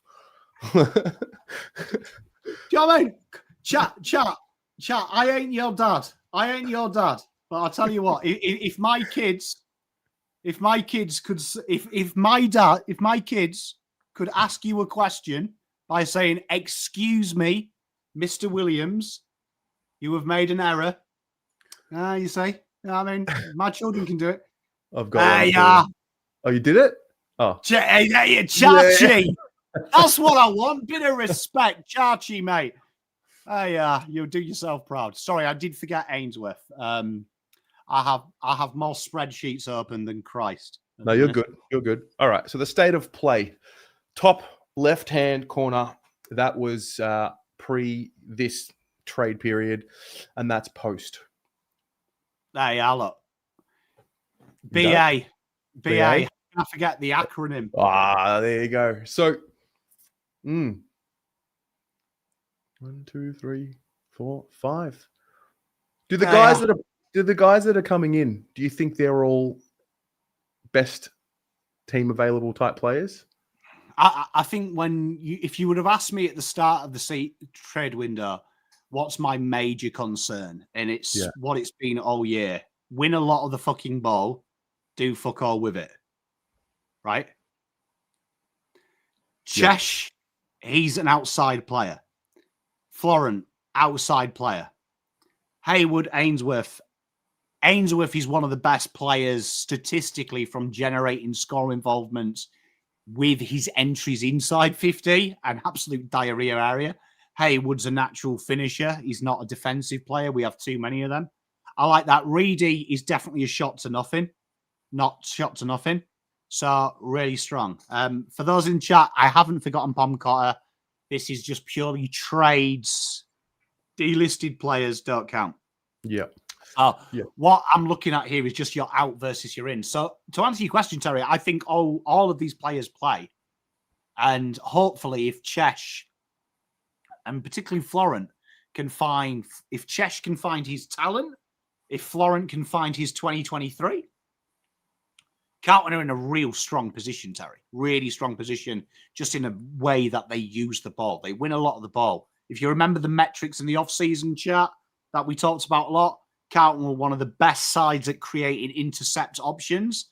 If you compare that with their scores from back half of the ground, only Richmond, Eagles, and Essendon were worse than us. So that's set, and we generate nearly 2-1 their opportunities. That's the biggest metric in the AFL for winning flags, your ability to turn the ball over and do it. And the other one is Carlton's efficiency is the second worst in the league at creating scores from entries inside 50. So suddenly Carlton have targeted them two massive areas, with the one grey mark being TDK, but you bring Reedy in. And I actually am different to everyone else.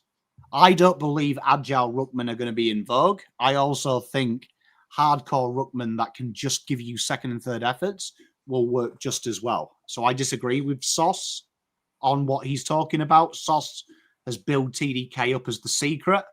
I disagree. I actually think you'll see second and third ruckmen be even more poignant this year. Yeah. Thomas, I just can't help but be drawn to your comment here because, I mean, you know, we can find a way to look at this trade period from a positive lens easily, very easily, but the environment at the club has to improve, no doubt about that. And the culture and the commitment and, you know, bottom line, we're not going to be able to replace Charlie Curnow as a player and his best, you know, his potential for his best football. But what I do hope this tonight and this trade period has done for Carlton, you know, is it has removed players who clearly are disgruntled and misaligned with the club, and brings in players who are fully on board with the direction of the club. At the same time, the football club rectifying its wrongs, because as we said earlier, you can't just blame everything on Charlie Curnow wanting to leave. And, he's a quitter and this and that. Like, there is space for that, but improvement from the club and the environment at the club has to be there as well. So it's a really good comment from you. Neil, take Harry Dean at 9 or try and slide him to 11. I think Carlton have already established, looking that they've only got 43 and 54. That's roughly off the top of my head without checking, about 200 points. I think Carlton know a bid is coming in at some point. So this is going to be fast. I think they are going to, my gut tells me this. This is my prediction. 10, right? 10, pick 10. That's where the bid will come in. Around there. I reckon pick 9's used, and then I reckon when the bid is in, Carlton do a live trade for 11 I could see that being North Melbourne's picks off the top of my head. We maybe give North Melbourne the chance to come into the draft, because there's no way Carlton would want to go into deficit that much, especially with the Jack Eison bid. So I reckon that's what happens. Alistair Shaw has gifted legend. Thank you very much, Tommy brother. in Oz memberships. All right. We should invite some of you on shortly. I'm going to set it all up here. If you would like to join, there's quite a few of you in the chat. I'll put the link to join in there. We'll get you in shortly. What else? We were touching on something and then we went back to Curnow. Rowan Marshall not getting done. You touched on the things that didn't happen. So Buku, let's start there and then we'll go to Rowan Marshall. It's going to be fascinating because now, I think it was last week, Beveridge made the comment. It was 6 months ago. Beveridge made the comment that Buku was working in the forward line. They were working in with Liam Jones. 2 days ago, Doggies made the statement that Beveridge had said to the boys, the list management team, he was a required player because he's a dual position player. It's going to be really fascinating what happens with Buku, because obviously his coach now has retracted what he said 6 months prior to now say, no, it's all gravy, baby. So I'm going to be really intrigued by that one. I do think a lot of you in the chat are talking about McGovern. I saw Jed and I saw one of you other beautiful people tag me in it, Chills, I think it was, and someone else. But you asked about McGovern. I think this might give him the stay of execution now. It'll be interesting if Carlton are judging him as a backman, though, because I can't see Carlton were judging Buku as a backman. I think that would have been an incredible risk, considering how poor he's performed in VFL too. Yeah. Rowan Marshall sticking around. You know what I find fantastic about Rowan Marshall is all the fanfare of TDK. I did feel genuinely sorry for Rowan Marshall. I felt like he'd got a lot. Everyone had downplayed how good Rowan Marshall has been for Saints. So it's fascinating because it felt like Geelong were really taking the piss on that one. I don't know what chat feels, but it felt like they took the piss on that one. I would say they took the piss of that more than Curnow, because they were quite open. Curnow was impossible to do. But with Marshall, it felt like they were really adamant. We want this to do. We want this to get done. But they never really presented an offer, did they? So it looks fascinating, that one, to me. Got a few clips here that I want to just share. This was Chris Davies just now on the Curnow deal. We're really pleased. We feel like 3 first-round picks in Will Hayward, that's effectively 4. It gives us great flexibility into the future, thinking that we've got, picks to potentially match bids on players that we've got coming through over the next couple of years. We've got an extreme amount of flexibility in the lead up to Tasmania coming into the competition, and we felt that now was the right time to do that deal. So the reference there to being prepared for Tasmania. I'm just actually curious while we're here. Let's have a look and listen to how Sydney viewed this. Chris, an incredibly busy finish to the trade period. Talk us through the Charlie Curnow deal. How did it get done in the end? Yeah, well, it was very busy and a fair bit going on, obviously, towards the back end of the night tonight. But we ended up reaching a deal that both parties were pretty satisfied with in the end. And sort of, as I said at the start of the week, we felt that was probably how it was going to get done. We knew we had to give up something to get the deal done and get a player of Charlie's calibre in. We're extremely, empathetic towards Will and Ollie in this deal as well, separately. But as I said, we walked into this knowing fully that we probably had to give up a fair bit, and we feel like we have. But we've also somewhat protected ourselves in this draft and in future drafts as well. Let's start with the 2 that have just come out. You touched on Ollie and Will. When did you approach them about this move, and how have they handled it? Look, we've had it's been really tricky. We walked into this knowing that there had to be a fair bit of dialogue throughout a few of our players and players of interest for Carlton, and we knew to get it done, Carlton wanted some players back. So they're never easy conversations, but you try and have them the right way, through the manager, through the player. And at the end of the day, they were players of interest for Carlton, and we knew we had to stump up to get Charlie Curnow through. All right. Well, we actually have a surprise special guest. We've been working on this in the background. We are going to hear from Chris Davies himself. He's joining us. Hello, Mr. Davies. Terry, how are you? I'm well, mate. I'm well. This is Pommy. Pommy, this is Chris Davies. Pommy, how are you? I'm very well, thank you, Mr. Davies. So I'm very proud of what the boys have done today. I bet you've had a horrible day. It looks been full on from what we've been watching. look, I've just been in the room eating the copious amounts of sandwiches and the brownies that Claire has made for us. So outside of that, it's been a fine day for me. I'm not sure what you guys are talking about. We were out here judging body language. We had everything on mute. It seemed to go down to the last minute. Can you detail today or tonight from your lens and what you're looking to achieve and what you did achieve?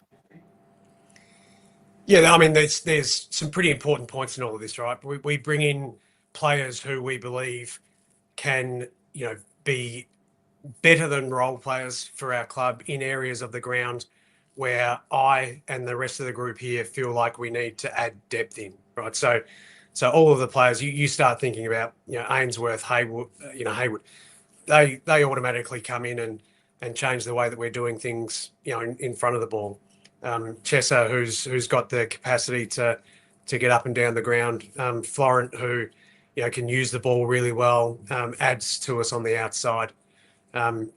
Reedy, who obviously adds some depth to what we need from a ruck perspective. But probably most critically, with where you start thinking about the future is the ability to match bids on the players that are aligned to our club, Harry Dean, Cody Walker next year, and an extraordinary amount of flexibility in the lead up to when Tasmania come into the competition. And from my background and understanding, albeit that I wasn't in the role that I clearly hold now and at my previous club, when those expansion teams come into the competition, the last thing that you want is to not have good young talent coming into your club. So for us to be able to bring that through over the next couple of years with the flexibility that we'll have in the lead up to 2027 was just vital to us. Yeah. What about the Buku deal? What was the scenario there? That was one that was reported.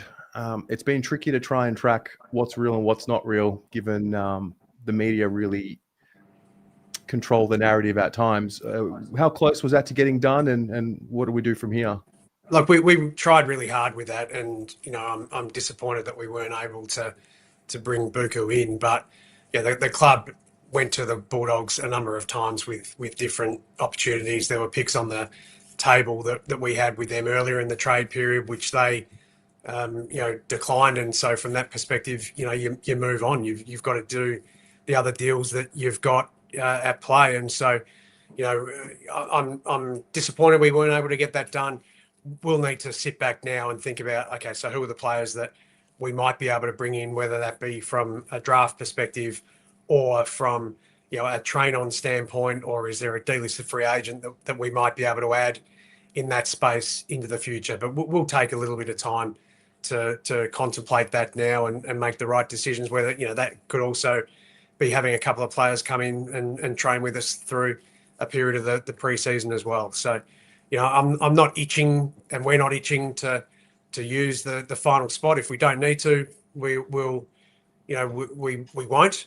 But equally, if the right player is there, then we'll have a crack at that as well. Chris, a two-part question. It's been quite heavily documented that Carlton needed the outside run, the back half run, and you highlighted at the start of the show Campbell coming in and Florent, who we know is an exceptional kick at the start of his career. How important was it as well to combine it into the second part of my question, to safeguard the future, but also be able to pick up these boys relatively cheap? If we look at the Campbell deal in isolation and Florent, it's effectively a pick that you would never use in the drafts, but you've somehow banked the Arsenal. You must be really happy that, considering we had the comp, we couldn't really use free agency like the other clubs, that we've managed to really cheat free agency almost as well and acquire our needs with making our assets better. Yeah. Look, I say I'm really pleased with the net result of the trade period. And as I say, having those first round picks into the future, I mean, who knows? We might use one of those picks to slide back and get one of those second round picks back in or whatever. There's still a lot to play out. So they're the assets that we've got right now.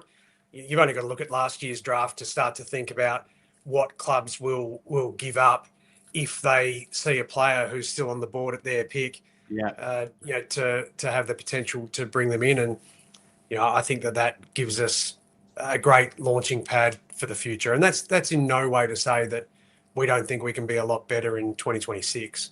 I truly believe that bringing those players in to our club gives us a great opportunity to build out the depth in the squad in areas that, as you've just mentioned there, Pommy, is probably an area that most people would look at our list and say we don't have enough of that outside run. And I think that we've gone some way to addressing that. And, as I say, bringing in, Haywood and Ainsworth, I think they're pretty significant pieces to the front half as well. Players are coming in, and there is excitement about that. I don't know if it's too early to ask you this question, but what can we do as a club to make sure that the environment is airtight? Because, we can look at a lot of things from either lens, depending on where our biases are. But bottom line, I think this year we saw there was just a situation where certain players were not wanting to be there for the future. So what do you think we could do to make sure that we don't have a repeat of this year? Well, that's probably difficult for me to answer right now, Terry, without being in the environment and seeing the way that our players interact with each other and seeing how the staff work. I think that there's, I wouldn't want to be the type of person who just thinks that I'm going to come in and say things and everything's going to be better, right? So I think that you've got to give me a little bit of time to actually get my feet under the table and start to think about how I can influence the squad positively down the track. That's players, that's staff. Clearly we want an environment where our players want to stay. That's a very big part of this right now is creating an environment where people feel welcome. They feel like they're able to make mistakes. They're able to perform at their best, that we've got a high performance group of staff who are able to drive performance out of our people. They're all aspects of it. And I wouldn't want to suggest that it's as easy to index in one or two of those things and think that everything's going to be better. But, maybe it would be best to look at from where I have come from and see that player retention is a very important thing for me. We haven't been able to retain some of the players who have made their own decision to leave this year from a free agency perspective, and players leave there for different reasons. Some of it's just money, right? You can't deny that. And Charlie's also made his own decision to say that he wanted to leave for whatever reason, and it's best to ask Charlie for what those reasons were. But what I can promise you is that I'll be working very hard for our club to have the right environment for people to want to stay. I look often and think sometimes we don't have the same challenges as the non-Victorian teams in keeping people, and yet sometimes those non-Victorian teams are better at keeping their existing players than others. And I guess that's my background. Whether I'm able to positively influence that or not, I guess remains to be seen. But I'm absolutely aware of the importance of it, and I promise you that I'll work hard to make that the case at our club now. Yeah. No, I love it. I am mindful of your time. So I do want to thank you very much for giving us yours. And coming on to a live stream is pretty intense. I've got to say it's a pretty big deal because it's live. So it's been great to have you with us, and hopefully it's the first of many conversations on the channel. And, I think this is a really important introduction to the fan base, and, hopefully for the club, just with that two-way connection with the fans as well. So, mate, thank you very much. No, look, I appreciate the opportunity, and I'm well aware of being the Carlton supporter that I am, the power of our supporter base and making sure that they're engaged in and proud of our club into the future. And, ultimately, I'm also well aware that results will help to dictate that, and I hope that I can be part of a successful Carlton future. Mate, go Blues. Go Blues, Chris. You smashed it, mate. Love it. See ya. Look at that. Chris Davies, head of football. No, Chris Davies just casually there eating brownies, ripping teams off their players. Eating sandwiches, collecting checks. How good was that, Terry? Hey? Oh, mate, look, it must be said, and I did criticize Sayers for whatever, but he also came on live. Coming on to a live stream is a different ball game. Hey, you know what? I just like, they were genuine. Look, I'm not going to say he's telling fibs, but we watched the footage. It looked quite tense. And I do like the big take out of that was he was smashing brownies. That makes me feel relaxed. Do you know what I mean? He's one take out of that. Smash some sandwiches and some brownies, lads. Got some good deals. You know what you're all worried about? I got 3 first-round picks and Will Hayward, and away we go. Can I just give a shout out as well in chat? Salty Aussies getting around the Blues, mate. This is what I want to see. I'm ready. But you know what? Can I just say, we used to have Lloydie.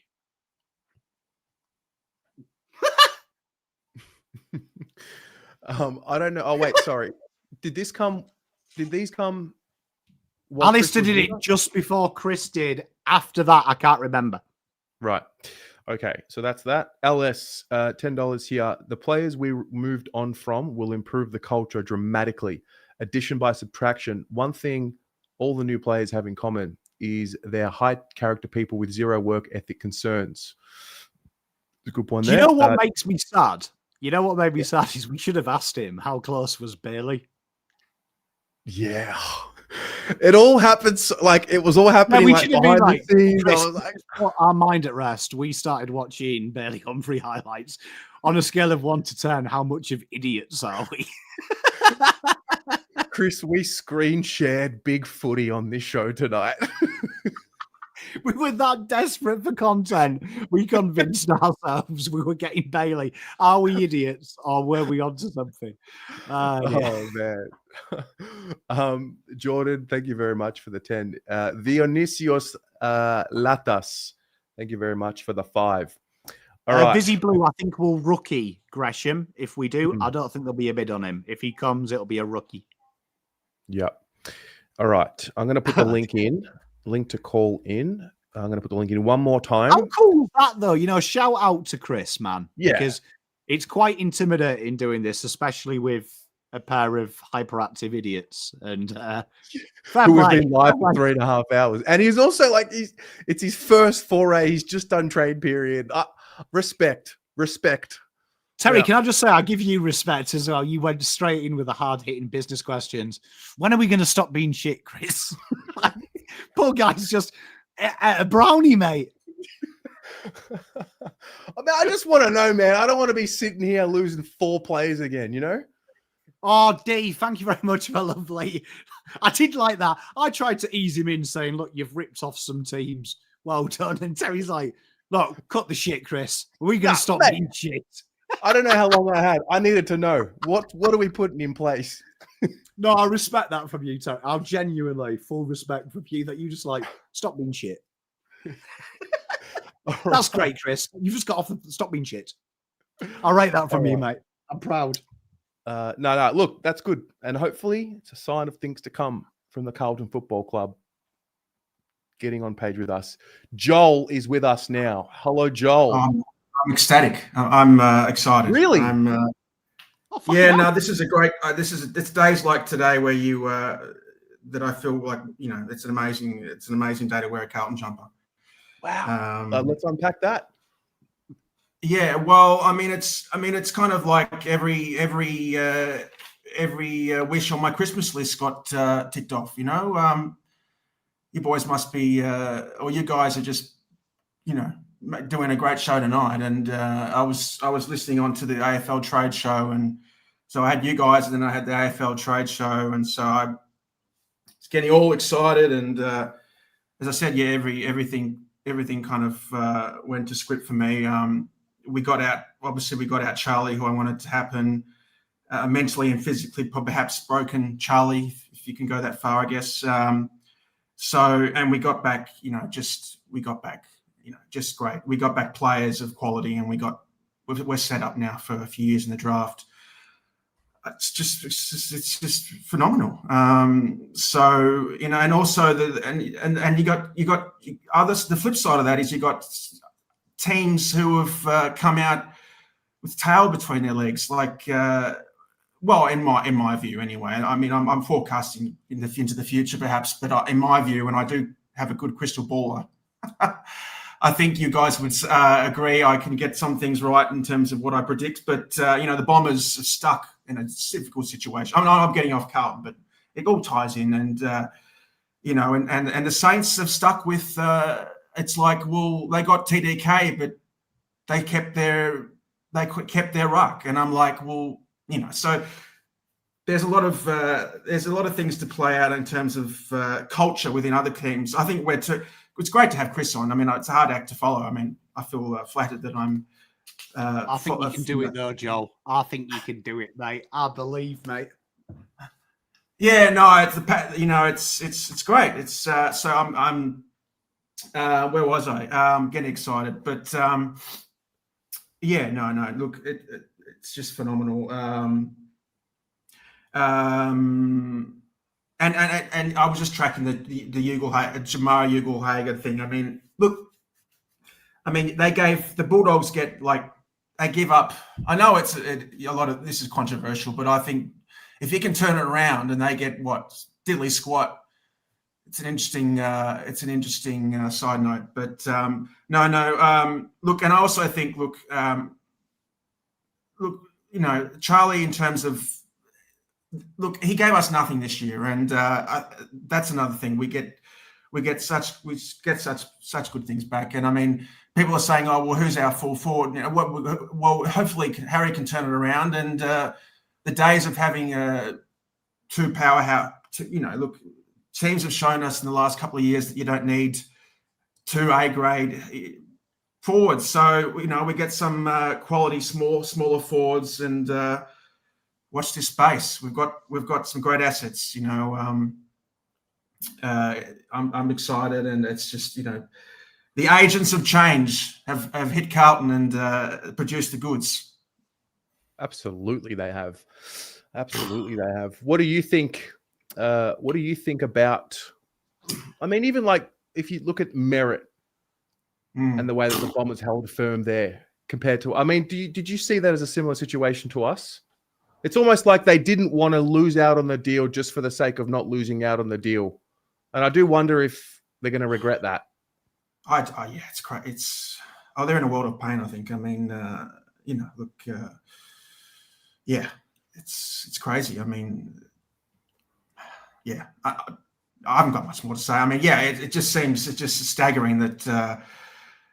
But then, I mean, I think I was watching as I said, the AFL Live thing, and they were showing in the rooms, especially the Bombers and the Hawks, and the Hawks were just really frustrated that they couldn't get that deal done. They thought they were, I guess, offering enough, and maybe they weren't. I mean, look, they were offering just potential picks, which don't often come off. And I think Eison perhaps, wanted a player. I mean, you can't just give away a captain and not get any players. So, but he stays. Charlie left. We'll find out why. I guess Charlie wanted to. Well, maybe not. Maybe who cares? Yeah. Look, who cares? It's fuck him, Joel. Fuck him. I'm going to treat him like an ex. Not even going to return his calls. Yeah, exactly. Yeah. Look, Joel, I've got to ask. You've been very critical of Carlton this year, and quite rightly so, from a lot of reasons. Which of these players gives you a little bit of faith? Who do you have the most faith in we've brought in? Which new blue bagger are you looking at and going, he is exactly who I want at this football club? What's funny, because I've always thought that Ainsworth, and this is pure honesty, this is the way my sort of brain works. I've always thought Ainsworth and Florent would look good in a Carlton jumper. I've always just watched them and thought they looked good in a Carlton jumper. So there we go. Breaking. I love it. Yeah. So yeah. I mean, I think they'll be good. They'll be good, Pom. I don't know if that was the answer you're hoping for, but no. I was, because I've adopted Ollie Florent, so I'm glad you're here. Yeah. No, No, I've always liked him. I've always liked him. You need a champion team, and if he can make us a better team, then I think it can happen. And I've just screenshotted your spreadsheet. I'm looking at the outs. We've got and Chesser. I mean, he could be a good addition. Look, Greedy. I think looks. We've done it. Well, let's wait and see. And then I really rate Hawk, our boy young Hawk. Yeah. So no. It's looking good. I think. Geez, look at all those picks, huh? I mean, look, we could add another with those picks. We could add some good players. Joel, we're rocking. What do you mean, mate? We're rocking. Oh, but I'm just saying, it's just so many picks. I mean, it's like, we could tie something up for, a good player next year. Yeah. But we'll just wait. Let's just focus on, let's just enjoy, pop the champagne open. And it's a crazy Wednesday evening, huh? That's right. Feels like a Friday. Absolutely, my friend. Any more questions? Any more questions no for more my... questions. I just want to say a big thank you for you being here, but getting around. We've had you around for nearly about 2 years now, so I'm glad to see you with a smile on your face. And here's to hoping that this is a big step forward for fixing the culture of the place and bringing in winners. So yeah. All right. Cheers. Thanks, Joel. See you, mate. That should be a slogan. More winners, less wieners. Yeah. Hey, I like that. Hey, let's get them shirts made. Let's get them. I was doing recon. Outs and ins. Sorry? We've got better looking. Yeah. Have you seen the jawline of the guys we've brought in? There's some serious good-looking players. Yeah. Like Ollie Florent, Jesse, and Cheshire. They could be supermodels. Yeah, man. Well, and JSOS and TDK, they're quite ugly, in fairness. I was doing recon on that background. I like Charlie's face. I'm like, mate, I got to get the banner changed. That's what was going through my head that whole time. Can I just say, when I said that TDK's quite ugly and you gave me that look, it was the same look when you said Chris was coming on in the private chat. I was like, don't tell me the next guest is Tom de Koning. Like, after I've just said that. Like... That would be the worst. You're right, Tom. How you doing, mate? I wouldn't do that to you. Oh, dear. All right, we've got a few more little super chats here. Riggs, how do you think our forward line will be next year with the new additions / coaches? I can't see us losing a game. Wait, Harry, Ainsworth, Hayward, Williams,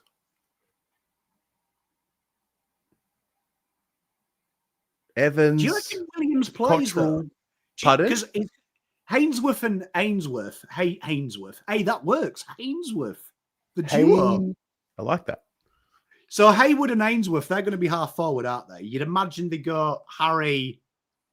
They'll play Kemp out the goal squares, surely, won't they? And they'll move.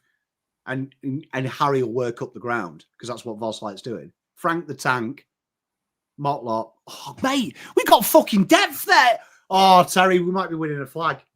What we've got is Terry, might be happening. We might have been 3 years too early. This could be it. We sat here 6 years ago. We got dicked for the Papley deal. 6 years later, we got 3 first-round picks and Hayward for Charlie. Charlie might be like an ex. We've all got that ex before we get married. So married women, married men, this might be more poignant to you. Where you think it's the right one, but then you realize it's not. And then you go, you know what, fuck it. I'm never getting married. Fuck women. And then Mrs. Pom comes into your life. So that's what happened with me. I remember my ex. I was like, that's it. Fuck it. Then Mrs. Pom out of nowhere. Before I know it, I've got kids. I'm married. She's throwing balls at me. She's taking me to hospital. Maybe Charlie's the ex. Maybe Hainsworth is Mrs. Pom. Aki Boaz, G'day, Pommy and Terry, back from hiatus and stepped into some classy shit. Tip the hat, fellas. Tip the hat. Go, you frigging Blues. Thank you very much. Mate, we should all go to Revs. All right, two more guests. Josh. Josh. Hey, boys. How you going? Please excuse me. I'm just going to go get myself a drink. Yeah, you're fine. Pommy, I agree with what you said about the ex too. Recently got married a year ago, so definitely agree with that. I'll wait for Terry to come back, but I was just going to say a bit disappointed in the Buku deal, to be honest. Josh, you there? Oh, this is awkward. Everyone's left me. Just talking about... Just what is the timing of that? When I said, do you remember when your ex breaks your heart and you're looking for someone to love, and then everyone disappears and I'm sat here on my own. Look, on my own. Look at this.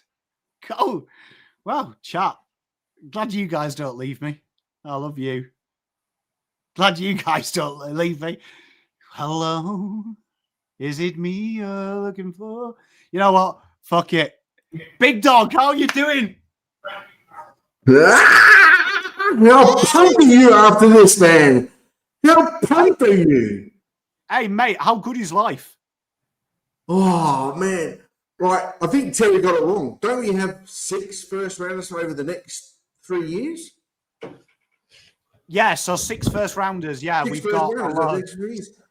Terry, just as you left, he disconnected and I was on my own. Oh shit. Sorry, mate. Dionisios, what's going on, bro?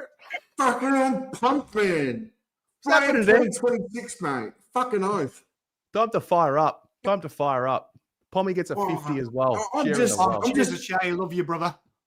I'm just grateful that we finally got a fucking team instead of like a fucking focus, man. Like, you know, it's just fucking good. I love it. Yeah, look, I think also just honestly closure. This Charlie Curnow, what's he going to do? Oh, he toured Sydney. Oh, he smiled. Oh, he liked an Instagram post. Oh, he was with Bailey Smith. Like, what an absolute roller coaster. And I'm honestly just happy it's done. Oh, and it's been going on since like the TDK and the whole JSOS and fucking that whole thing. Mate, just get a fucking scooper, just like brush it all aside, just out the fucking door with a fucking muck. Like, you know, it's good. It's good. It's fucking excellent, man. I'm just so pumped. I just can't wait to see. I really want to see Jagger play. I really, after his preseason and right on the eve of like fucking debuting for Carlton, and like, you know, he's had to wait another year to get to the prime time. Like, come on. I'm excited for the guy. It's fucking awesome. You do forget about Jagger, don't you? I'm glad you've mentioned Jagger. It's easy to forget that he's a new player, like, because it was so long ago, but we've never seen him play. So yeah, we haven't seen him, like, you know, new player. Well, he's had the 2 preseason games, right? Like he played against GWS where he'd done his knee, and was it the St Kilda one? No, he only played St Kilda. He didn't play after that.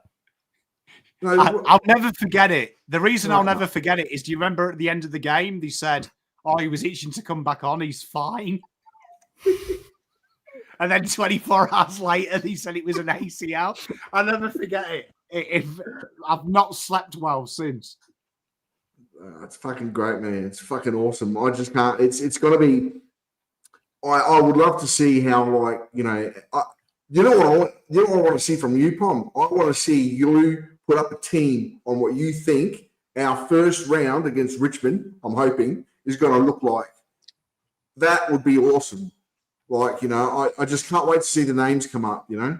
Yeah, it is quite hard. Just thinking of it in the top of my head, there's so many new players that are better than the other guys. Where and where? And it's hard to drop some of the other guys. Like, and also it'd be interesting to see if they get a key defender in the off-season, if we go with an Ethan Phillips or someone like that. Because you could make an argument he plays over Young. Lewis Young. And look at you two with the fucking Prez on board, mate. Just you know. Gotta say, Terry's been pulling in some right gas. He's been pulling in some favours, man, under the desk. Like, I don't know. You know, I think it's great for you, man. It's like congratulations on getting someone like that on this. It is such a good thing. Like it actually makes me feel so much more connected to the club to see like someone of that sort of importance up there. Yeah, and also where's Charlie and his goodbye to the fucking fans? Yeah, all the other players come on and say goodbye. Where's that fucking like dick? I'll tell you what. Huh? Firstly, I'll say I'm going to invite him and give him the opportunity and see what happens. No, but just to your other point, thank you for your kind words. I just hope, I really do understand that we can't have 100% access all the time. But I just reckon there's such an opportunity to disarm a lot of the frustration that can happen with strong communication and conversations with the fan. Like that was, what was it? 7 minutes, 8 minutes. Like, and they've done wonders. You know? Like seriously, I mean, even if you did that once or twice a year, like, who cares? The fact that, he would do it. The fact that he would, especially after today. I mean, imagine what that guy would have, gone through today and the stress and all the bullshit that he would have, heard from, And for him to come and spend 5 minutes here with the armchair generals, mate, look perfect. And I promise you, because I know that such is the world, like whatever haters gonna hate, that was unprepared. I wasn't prepared for him to come on. And wow. I mean, I asked the question. I've got to say, when I saw him in the waiting room, I thought it was some dickhead winding us up when it said Davies. So, I mean, I wasn't really prepared for him to actually jump on because live, I get it. It's a different beast. So, you can shove your scripted comments up your ass if that's where you want to go with that. Yeah. No, I agree. Like, I've got a new nickname for Charlie, by the way. It's Anti-Charles. Everything, every time I see him, it's going to be upside down, mate. I'm done. I got one for Charlie. Sikhameni.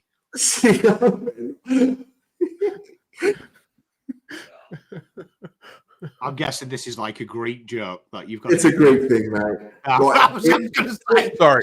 You're going, okay. I'll give you an idea what Sikhameno means to me, right? You know when you wake up after a 3 a.m. kebab after drinking all night, and you wake up and you have that flavor in your mouth.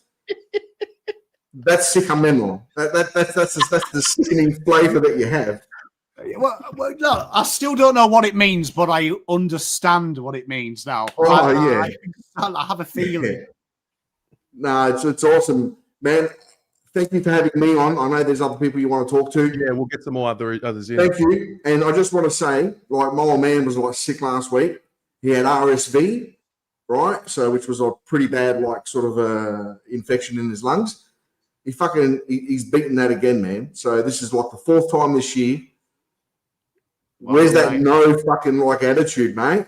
Or here. That's what we want this year. Thanks, guys. Take it easy. Mate. Cheers, buddy. See ya. What a legend. DPG, before we get the next guest, I'll answer you. Currently, Carlton have 34 on the senior list, meaning they've got a total of 43, meaning they've only got one spot left, which would indicate that Carlton will delist Mitch McGovern and probably put him on the rookie contract at the worst case. But you would imagine Charleston, Will White, and Evans. Carlton can list 4 people on the senior spot if they delist all them. I would imagine everyone not signed by Carlton would suggest to me that they are all on train-on spots, because you would imagine the next 2 players to come through the door are Harry Dean and whoever is the first pick in the draft. So just to give you an update there, mate, great question. People always forget to ask that question. Yep. If Carlton don't delist them people, remember you only get the list spots you have in picks. And Carlton currently have 4 picks with points. So you would imagine Carlton would see all them at the end to be delisted. So Harry Charleston isn't signed. Harry Charleston's name was linked that he has been told to wait on a contract offer as per Kaltumi last week. No, I think he and Evans, it was on Inside Trading, maybe yesterday or the day before. I read that he and Evans were going to be rolled over onto the rookie list. Oh yeah, exactly. So Right. what they'll do is they'll be affected. It's the new AFL rules. Instead of being delisted, you just don't get relisted until the end of the window. Okay. Gotcha. We're going to get Josh back in, but I missed some super chats. Ash Robertson, he only kicks goals from free kicks and then doesn't show up in finals. Oh, we can jump on that. Can we start doing that now, Ash?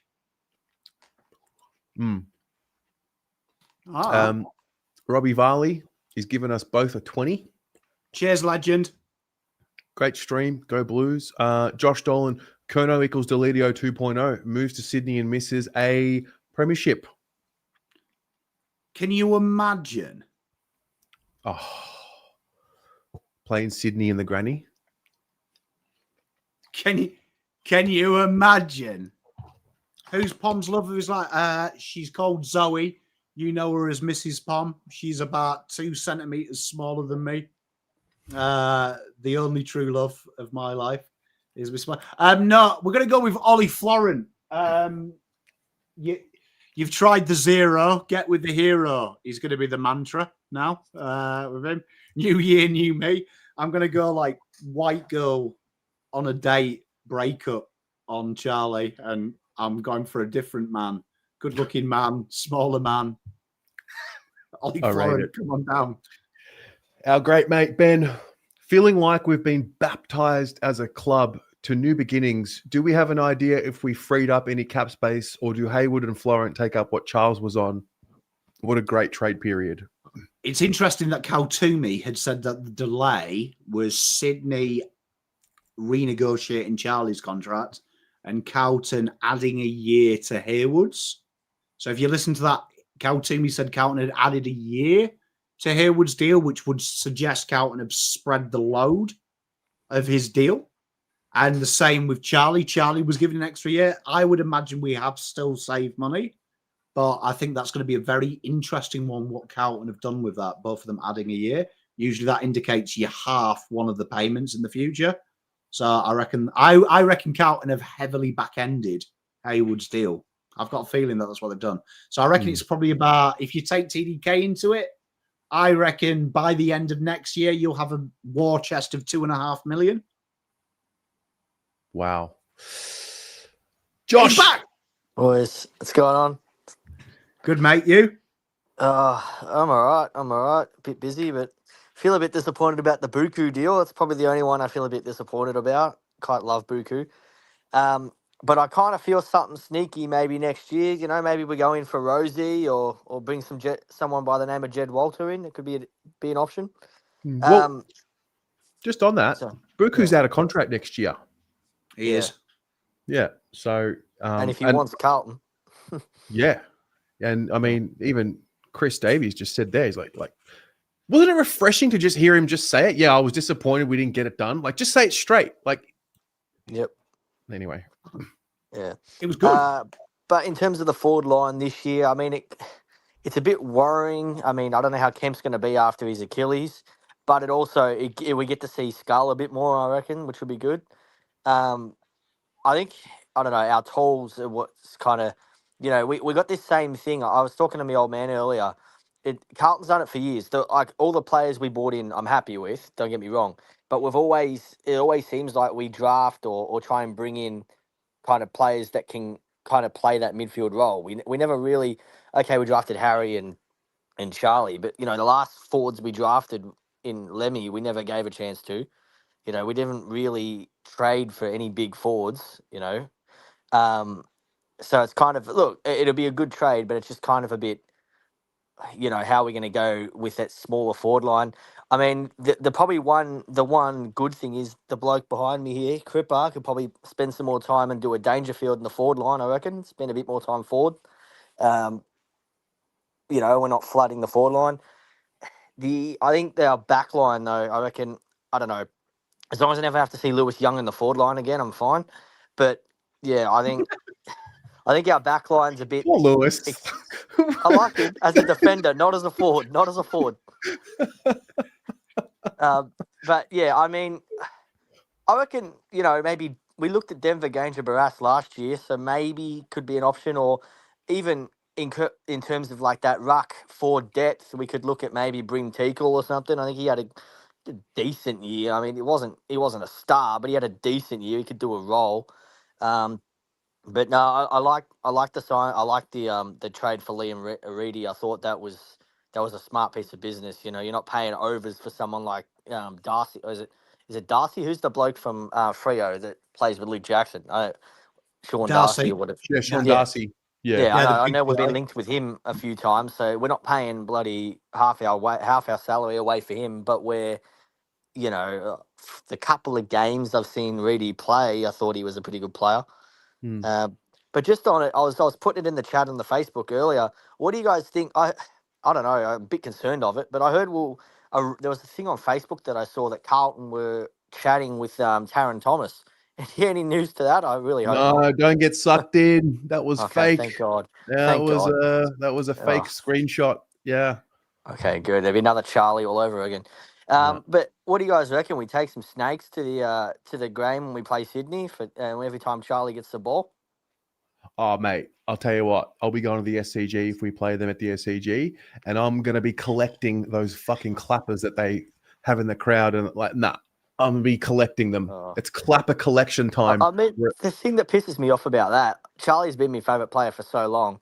The bloke did, 3 knee injuries in 2 years or something. Tell me what team in their right mind would have kept a player on and not delisted him? Okay, yes, he rewarded us with winning 2 Colemans. You can say that. But so many teams would have delisted him after that, I reckon. And we kept him on. And I don't know. It just annoyed me.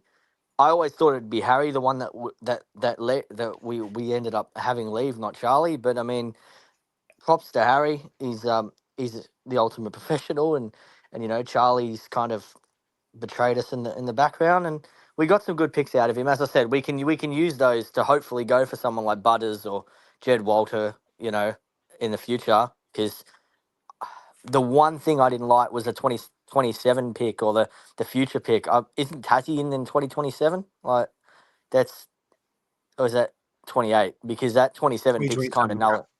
That 27 pick will be kind of useless then, I reckon. But other than that, I don't know.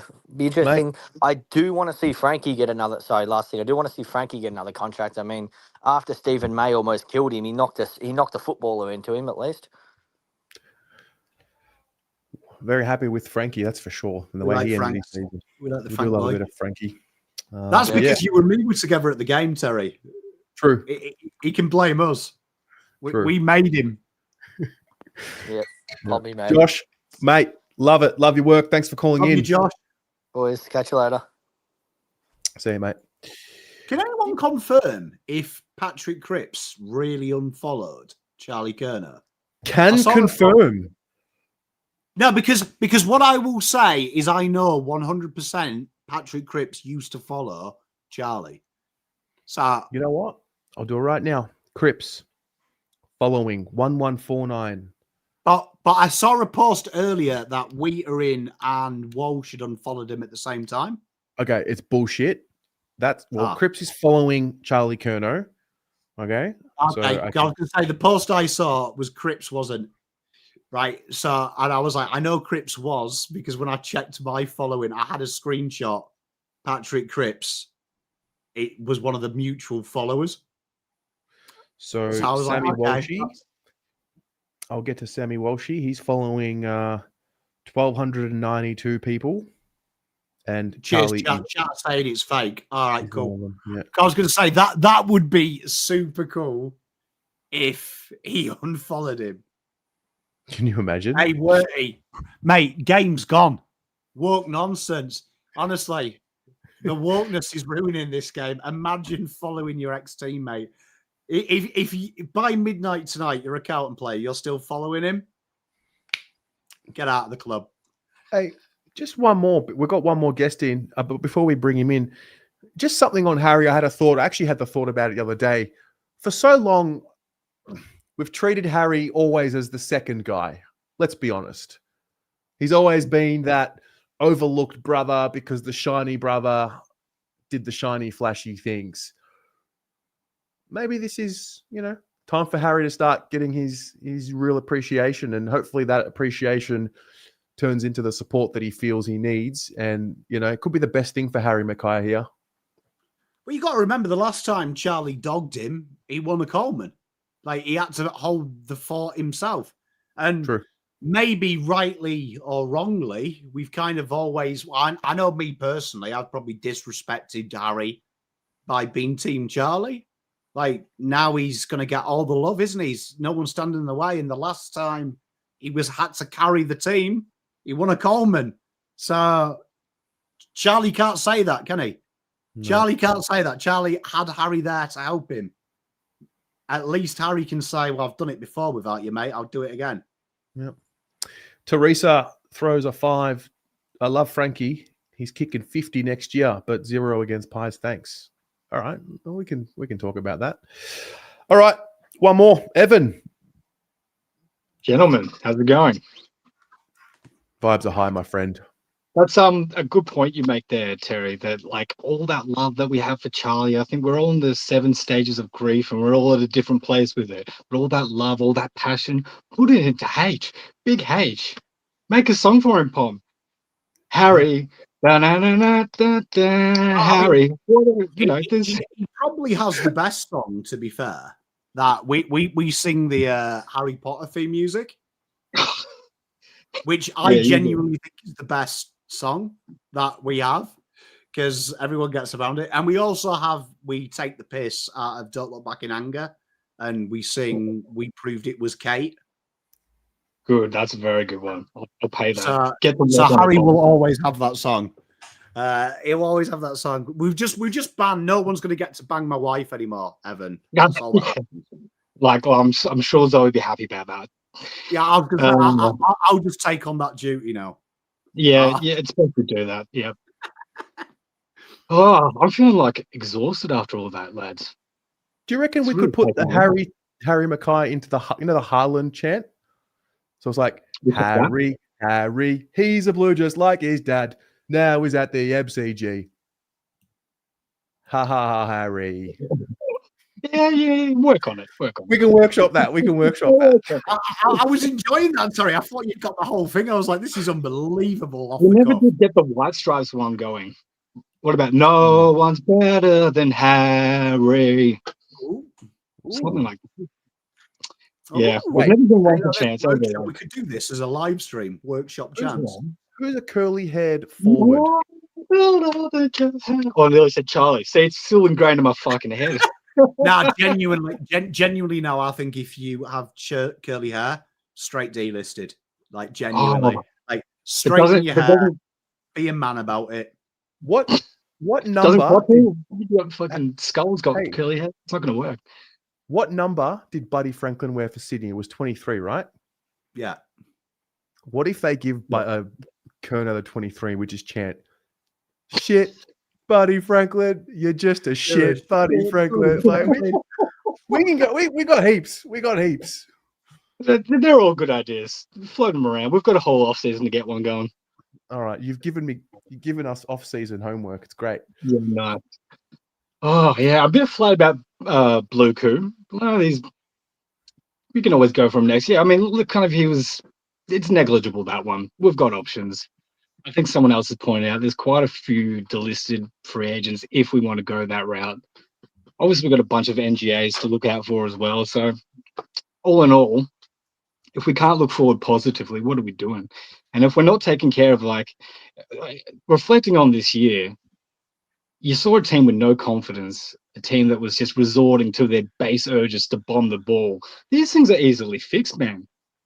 You know? Well, yeah. And even with Charlie in the team, Charlie's not gonna win you a flag. That's the one thing we should all be very clear on. Him alone is not gonna win you a flag. Yeah, it takes a whole fucking team to do that. Unless we're playing team footy, that we're not even close to that conversation. It's true. It's true. Yeah. You know what? I've just had a thought. We should all go to the SCG. Yeah. Oh fuck! Big trip. When Charlie Curnow has a short goal, behind the goals, everyone just turns. Charlie. No, they just turn their back to him. In great. total silence, turn that back. Disrespect. I saw Freo fans doing that to who did they trade to Doggies years ago? Who dyes his hair? That who? I'm having a mental blank. Big tall guy. Used to play for GWS. Rory Lobb. Roy Lobb. They all turned his back when he was lining up for goal. I'm like, I like that. That's yeah. No, that would be good. A big trip up to. I hope we're not playing them. I feel like every year we get them at Sydney. I don't know how we got shafted there. I think it's probably because we don't go down to Geelong or something. But yeah, big trip up. If we are playing them up there, big trip up to Sydney. I know me and my mates are gonna get around that for sure.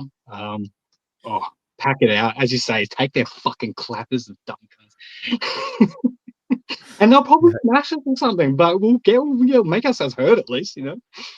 Look, the Sydney Carlton rivalry might have just begun.